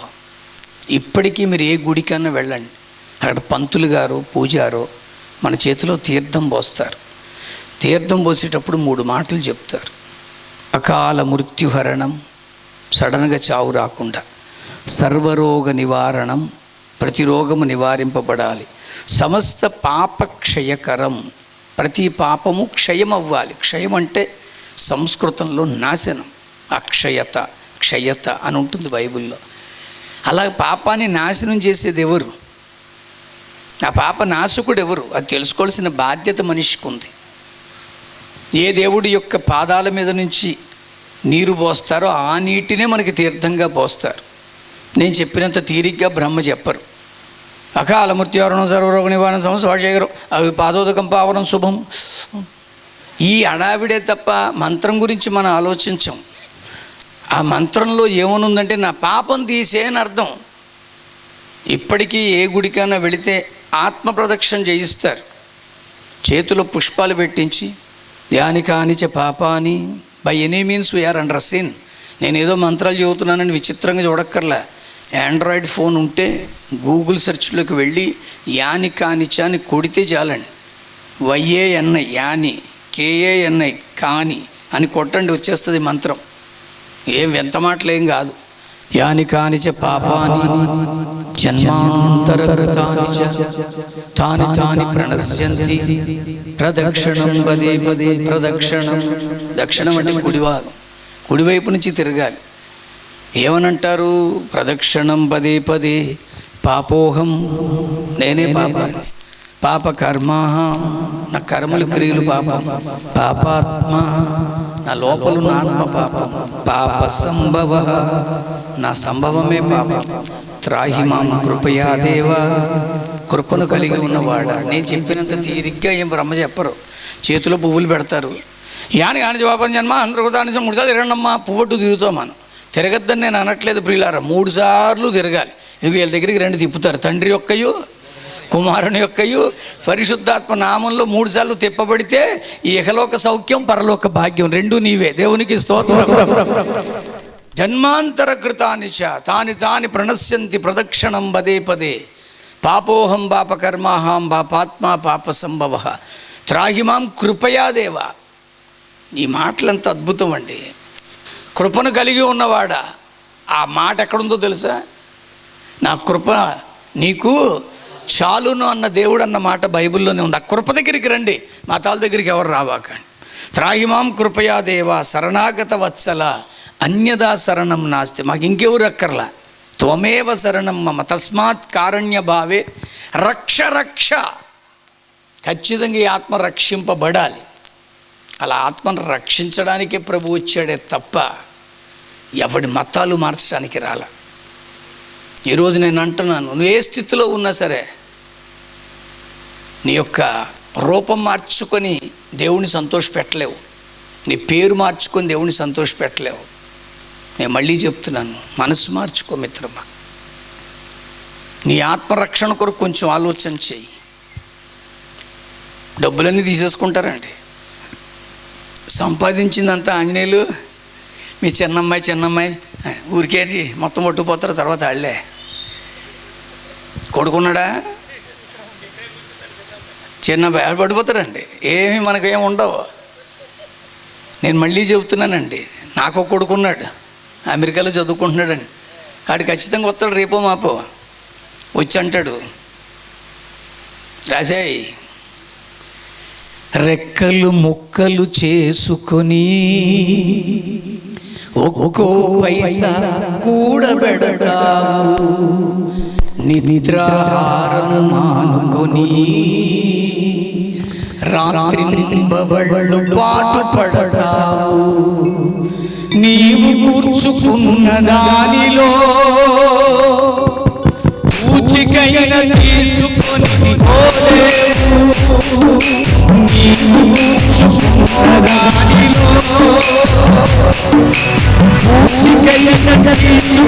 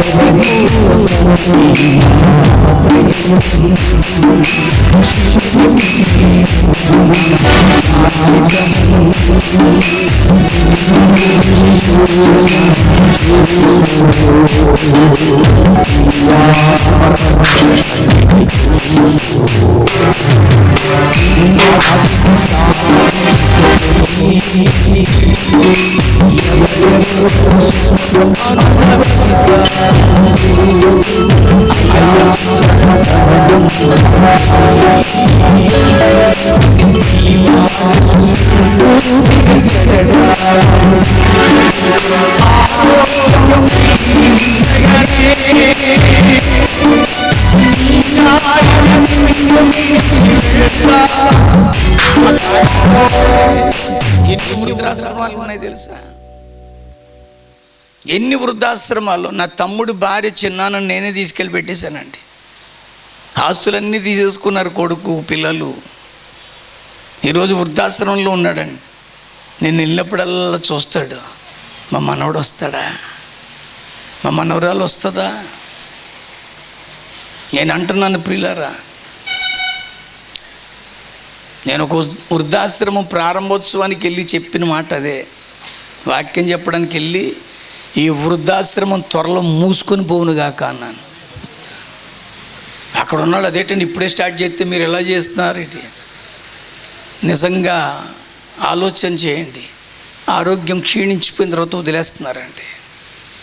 ఈ రాత్రి అంటున్నాను, సరే వదిలేని, అది వాళ్ళ బుద్ధి. నీ ఆత్మ ఏంటి? ఆరోగ్యం క్షీణించగానే నీ దారిన నిన్ను విడిచి వెళ్తావు.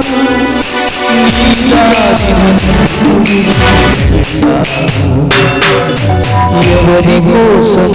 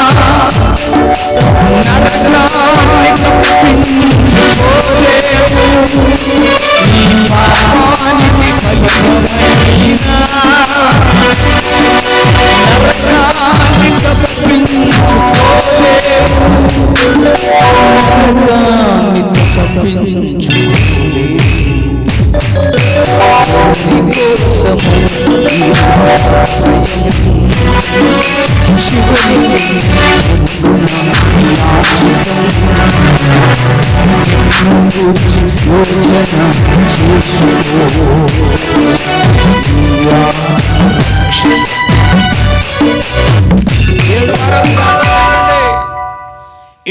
దుష్టశక్తులన్నీ బయటికి పోతాయంటే నమ్మేస్తాం అమాయకంగా, దేవుడేదో చేయబోతాడని.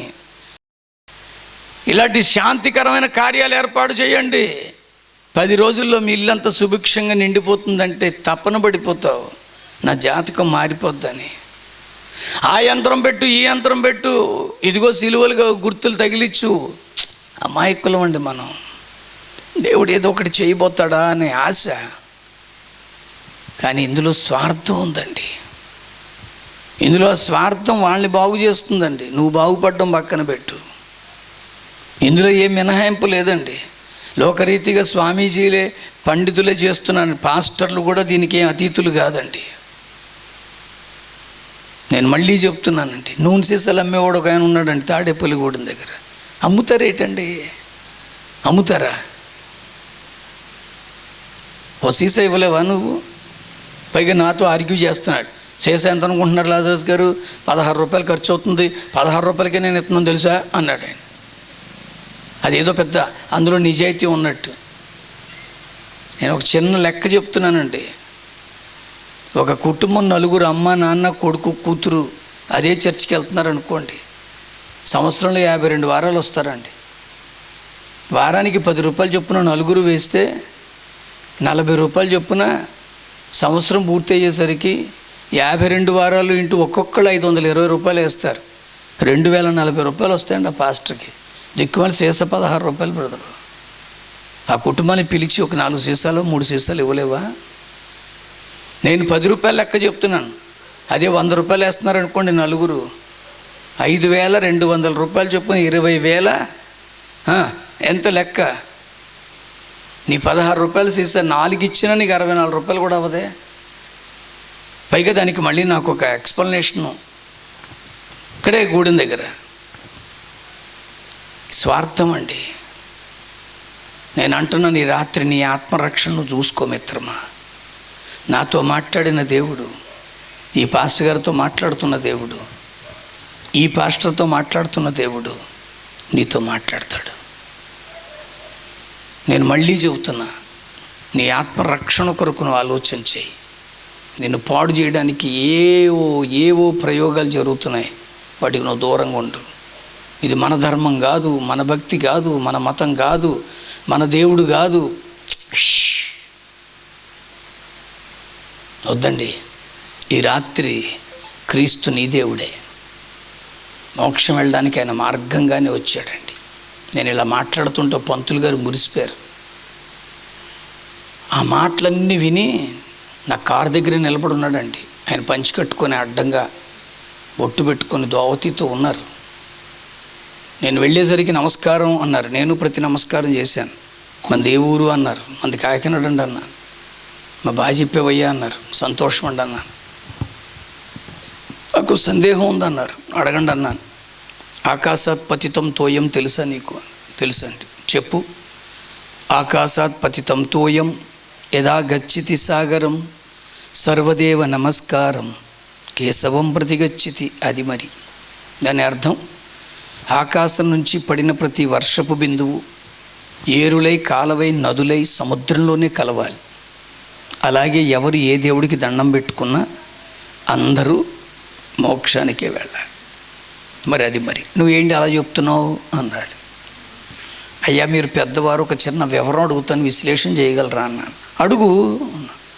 మీలో ఎవరికైనా కంటికి బాధ కలిగితే కంటి వైద్యుని దగ్గరికి వెళితే కంటి వైద్యుడు కంటిని పరీక్ష పెట్టి మిమ్మల్ని కూర్చోబెట్టి మెడను వెనక్కి వాల్చి కళ్ళల్లో ఐ డ్రాప్స్ వేస్తాడు.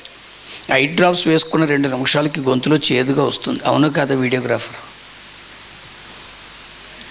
ముక్కులో డ్రాప్స్ వేసుకున్న గొంతులోకి చేదు వస్తుంది. అవునా కదా? చెవిలో డ్రాప్స్ వేసుకున్న గొంతులోకి వస్తుంది చేదు. అవునా కదా? అంటే ఎందులో పోసుకున్న గొంతులోకి వస్తుందని మీటింగ్ అయిన తర్వాత ఇంటికి వెళ్ళి భోజనాలు తినడానికి కూర్చొని చారు ముక్కులో వేసుకొని అన్నం చెవిలో దోసి వెళ్తుందా? దానికి దేవుడు ఏం పెట్టాడు?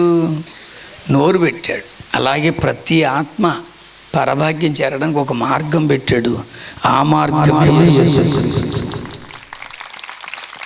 ఈ రాత్రి ఆ మార్గాన్ని తెలుసుకోవడానికి నువ్వు పెద్ద భక్తి పొర్ర అవక్కలే. 4 వారాలు వచ్చిందంటే 4 వారాలండి అంతే. ఇక్కడ దుమ్ము రేపేసింది వచ్చి. నేను అంటున్నాను ప్రియులారా, నువ్వు ఎలాంటి స్థితిలో వచ్చినా అంగీకరించే దేవుడు ఇక్కడ ఉన్నాడు. నా జీవితంలో జరిగిన ఒక చిన్న ఉదంతం చెప్పి ముగిస్తాను. నేను నా కవల సోదరుడు కాకినాడలో ఇప్పుడు ఉన్నాడండి. కాకినాడలో గురుస్వామి ఉన్నాడు, కామేశ్వరరావు అని. మేము ముగ్గురం ఫ్రెండ్స్. 10th క్లాస్ పరీక్షలు వచ్చాయి, చదువుతున్నాం. మా నాన్నగారికి ఒక చెల్లి ఉన్నారండి కాకినాడలోని. ఆవిడ పిపి రాజమ్మ అని గైనిక్ డాక్టర్, ఇప్పటికీ డాక్టర్ ఆవిడ.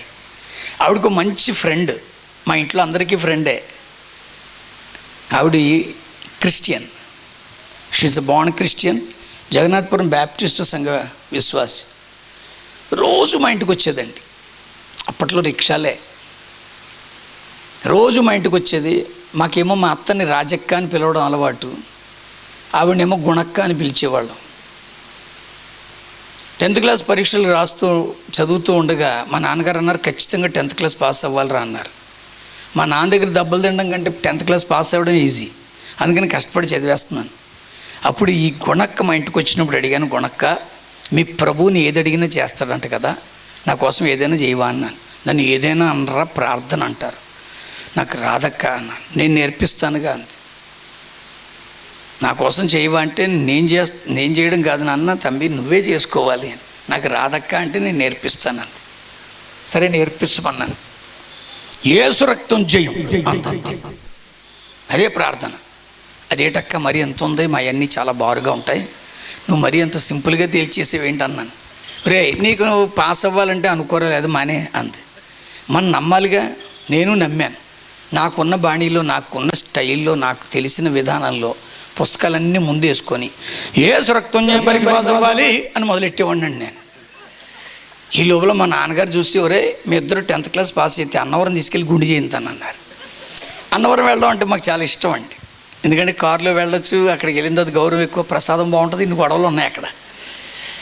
కానీ ఇంకో గొడవ ఏంటంటే మనకి ఆడపిల్ల ఫ్రెండ్స్ ఎక్కువ, అందుకని వాళ్ళ ముందు గుండేసుకు తిరగడానికి ఫీలింగ్ ఎక్కువ. అందుకని అక్క గుండు తప్పడానికి ఏదైనా ప్రార్థన ఉంటుందా అన్నాను. దీనికి కూడా అదే ప్రార్థన రా అంది. ఏమిటది?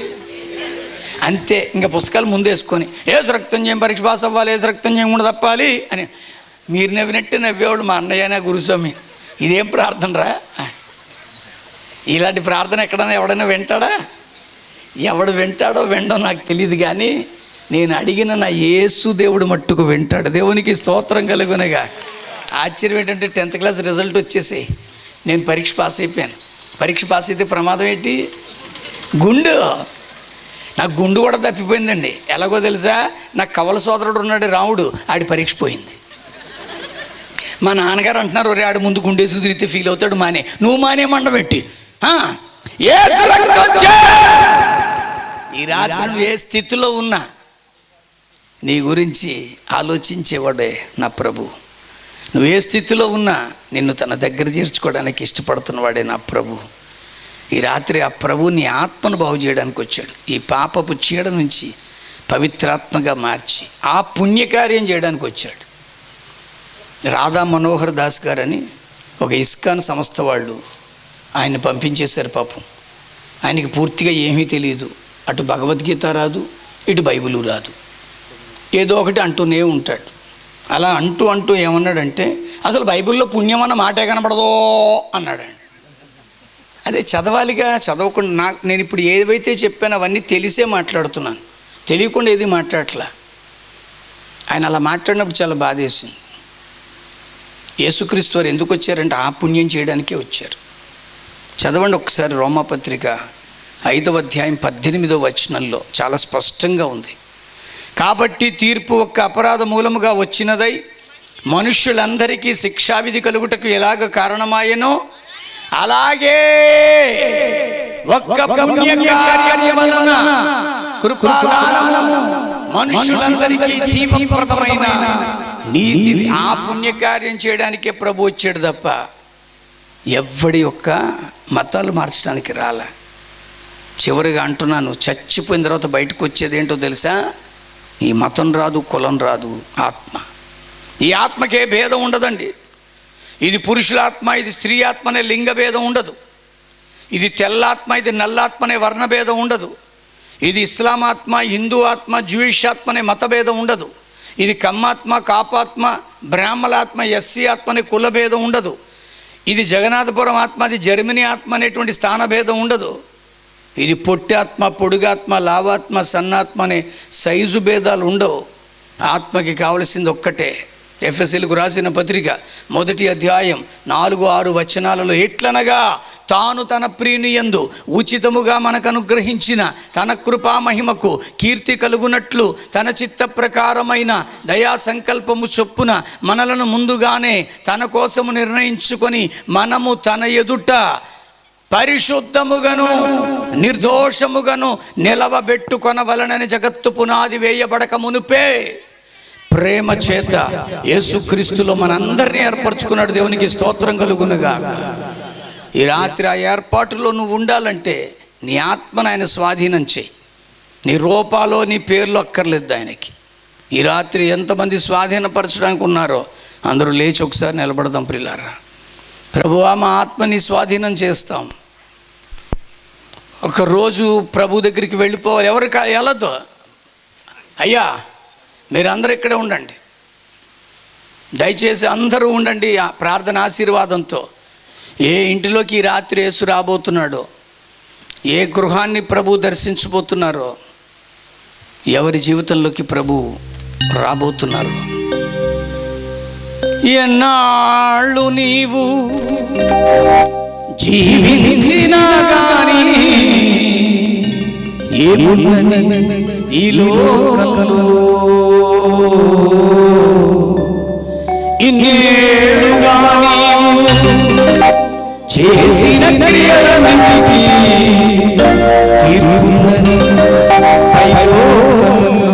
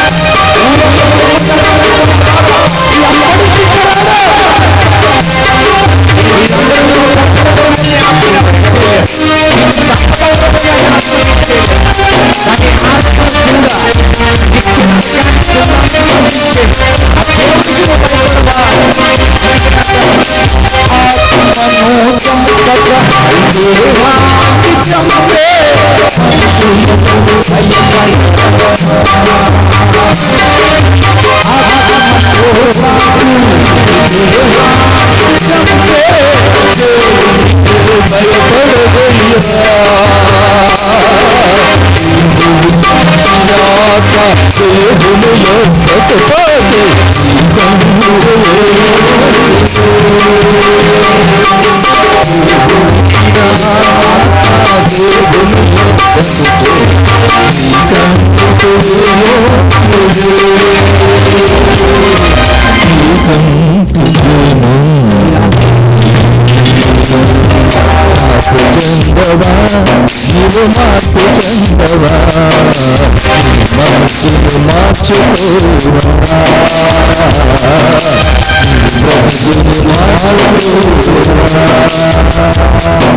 ప్రార్థన చేసుకున్న ప్రతి ఒక్కరు కూడా, ప్రభువా నా మనస్సును మార్చు. ఆత్మను చంపే దేవునికి భయపడాలి కానీ శరీరాన్ని చంపే మనుషునికి భయపడవలసిన అవసరం లేదు. ఏది మేలైనదో, ఏది క్షేమకరమైనదో ఆ మార్గం ఈరోజు నాకు అవసరం. ఎవరేమనుకున్నా, ఎవరన్ననుకున్నా నన్ను మోక్షానికి చేర్చే నా యేసు నాకు కావాలని ప్రార్థన చేసుకుంటారు ప్రతి ఒక్కరు కూడా. అష్టమైన మాటలు దేవుడు మాట్లాడించాడు. నిజమే ప్రియులారా, మొన్నైనది మొన్నైపోతుంది కానీ ఆత్మ తను కలుగు చేసిన దేవుని ఎదురు వెళ్ళిపోతూ ఉంది. కానీ నీ ఆత్మ నిత్య నరకాగ్నికి పోకుండా నిత్య జీవానికి వెళ్ళాలంటే ఈ మధ్యలో నీకు అడ్డుగా ఉన్న పాపము పోవాలి. ఆ పాపం పోవాలంటే పాపము లేని యేసు, ఏ దోషము లేని యేసు రక్తమే నిన్ను నన్ను పవిత్రునిగా చేయగలదు. జగత్తు పునాది వేయబడక ముందే తండ్రి కుడి పార్శ్వంలో ఉన్న యేసు కాలం పరిపూర్ణమైనప్పుడు, అనగా 2000 సంవత్సరాల క్రితం లోక రక్షకునిగా ఈ లోకానికి వచ్చి సర్వ మానవాళి పాప పరార్థమై ఆయన సిలువలో తన ప్రాణాన్ని అర్పించారు. ప్రార్థన చేద్దాం ప్రతి ఒక్కరు కూడా. ప్రియ సహోదరుడ సహోదరి, నోరు తెరిచి ప్రార్థన చేయి. యేసు నాతో మాట్లాడు. యేసుతో నీకు ఎంతవరకు సంబంధం లేకపోయినా, యేసుతో నువ్వు ఎప్పుడు మాట్లాడకపోయినా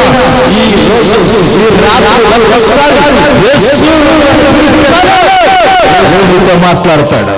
రాజులో ఉన్నటువంటి దైవజనులు బస్సులో గారు వచ్చి ప్రార్థన చేస్తారు. హల్లెలూయా.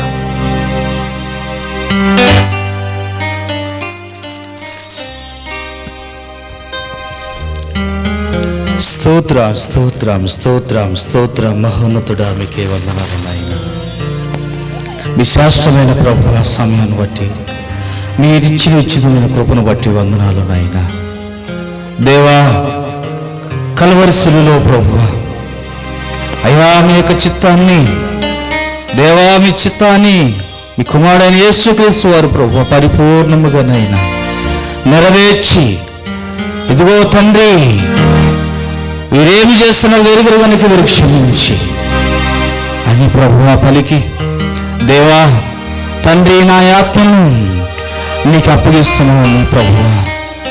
అయ్యా సర్వ మానవాళి కొరకు ప్రభువా అయ్యా యొక్క యాగమును నాయన మీరు ముగించిన విధానం బట్టి వందనాలు నాయన. అయ్యా మా యొక్క జీవిత దినాల్లో ప్రభువా ఎన్నో కష్ట సుఖాలు ప్రభువా, ఎన్ని నష్టాల్లో నాయన, ఎన్నో వేదనలు ప్రభువా అయ్యా మిమ్మల్ని తెలుసుకోవడానికి మీరు మాకు ఎంతగానో నాయన ఇచ్చిన భాగ్యమునికి వందనాలు. దాసుని ద్వారా అర్థపడిన వాక్యమును ఫలింపచేయండి. ఈ ఆవరణకు వచ్చిన ప్రతి వారిని కూడా మీరు అభిషేకించండి. అయ్యా ప్రతి వారి మీ జీవరంగంలో లెక్కించండి.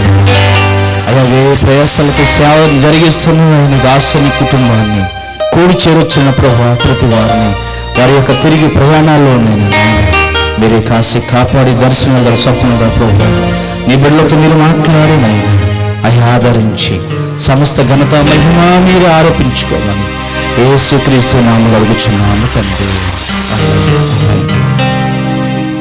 ఈ సమయంలో గ్లోరీ గారు వచ్చి ఆశీర్వాదం ఇస్తారు.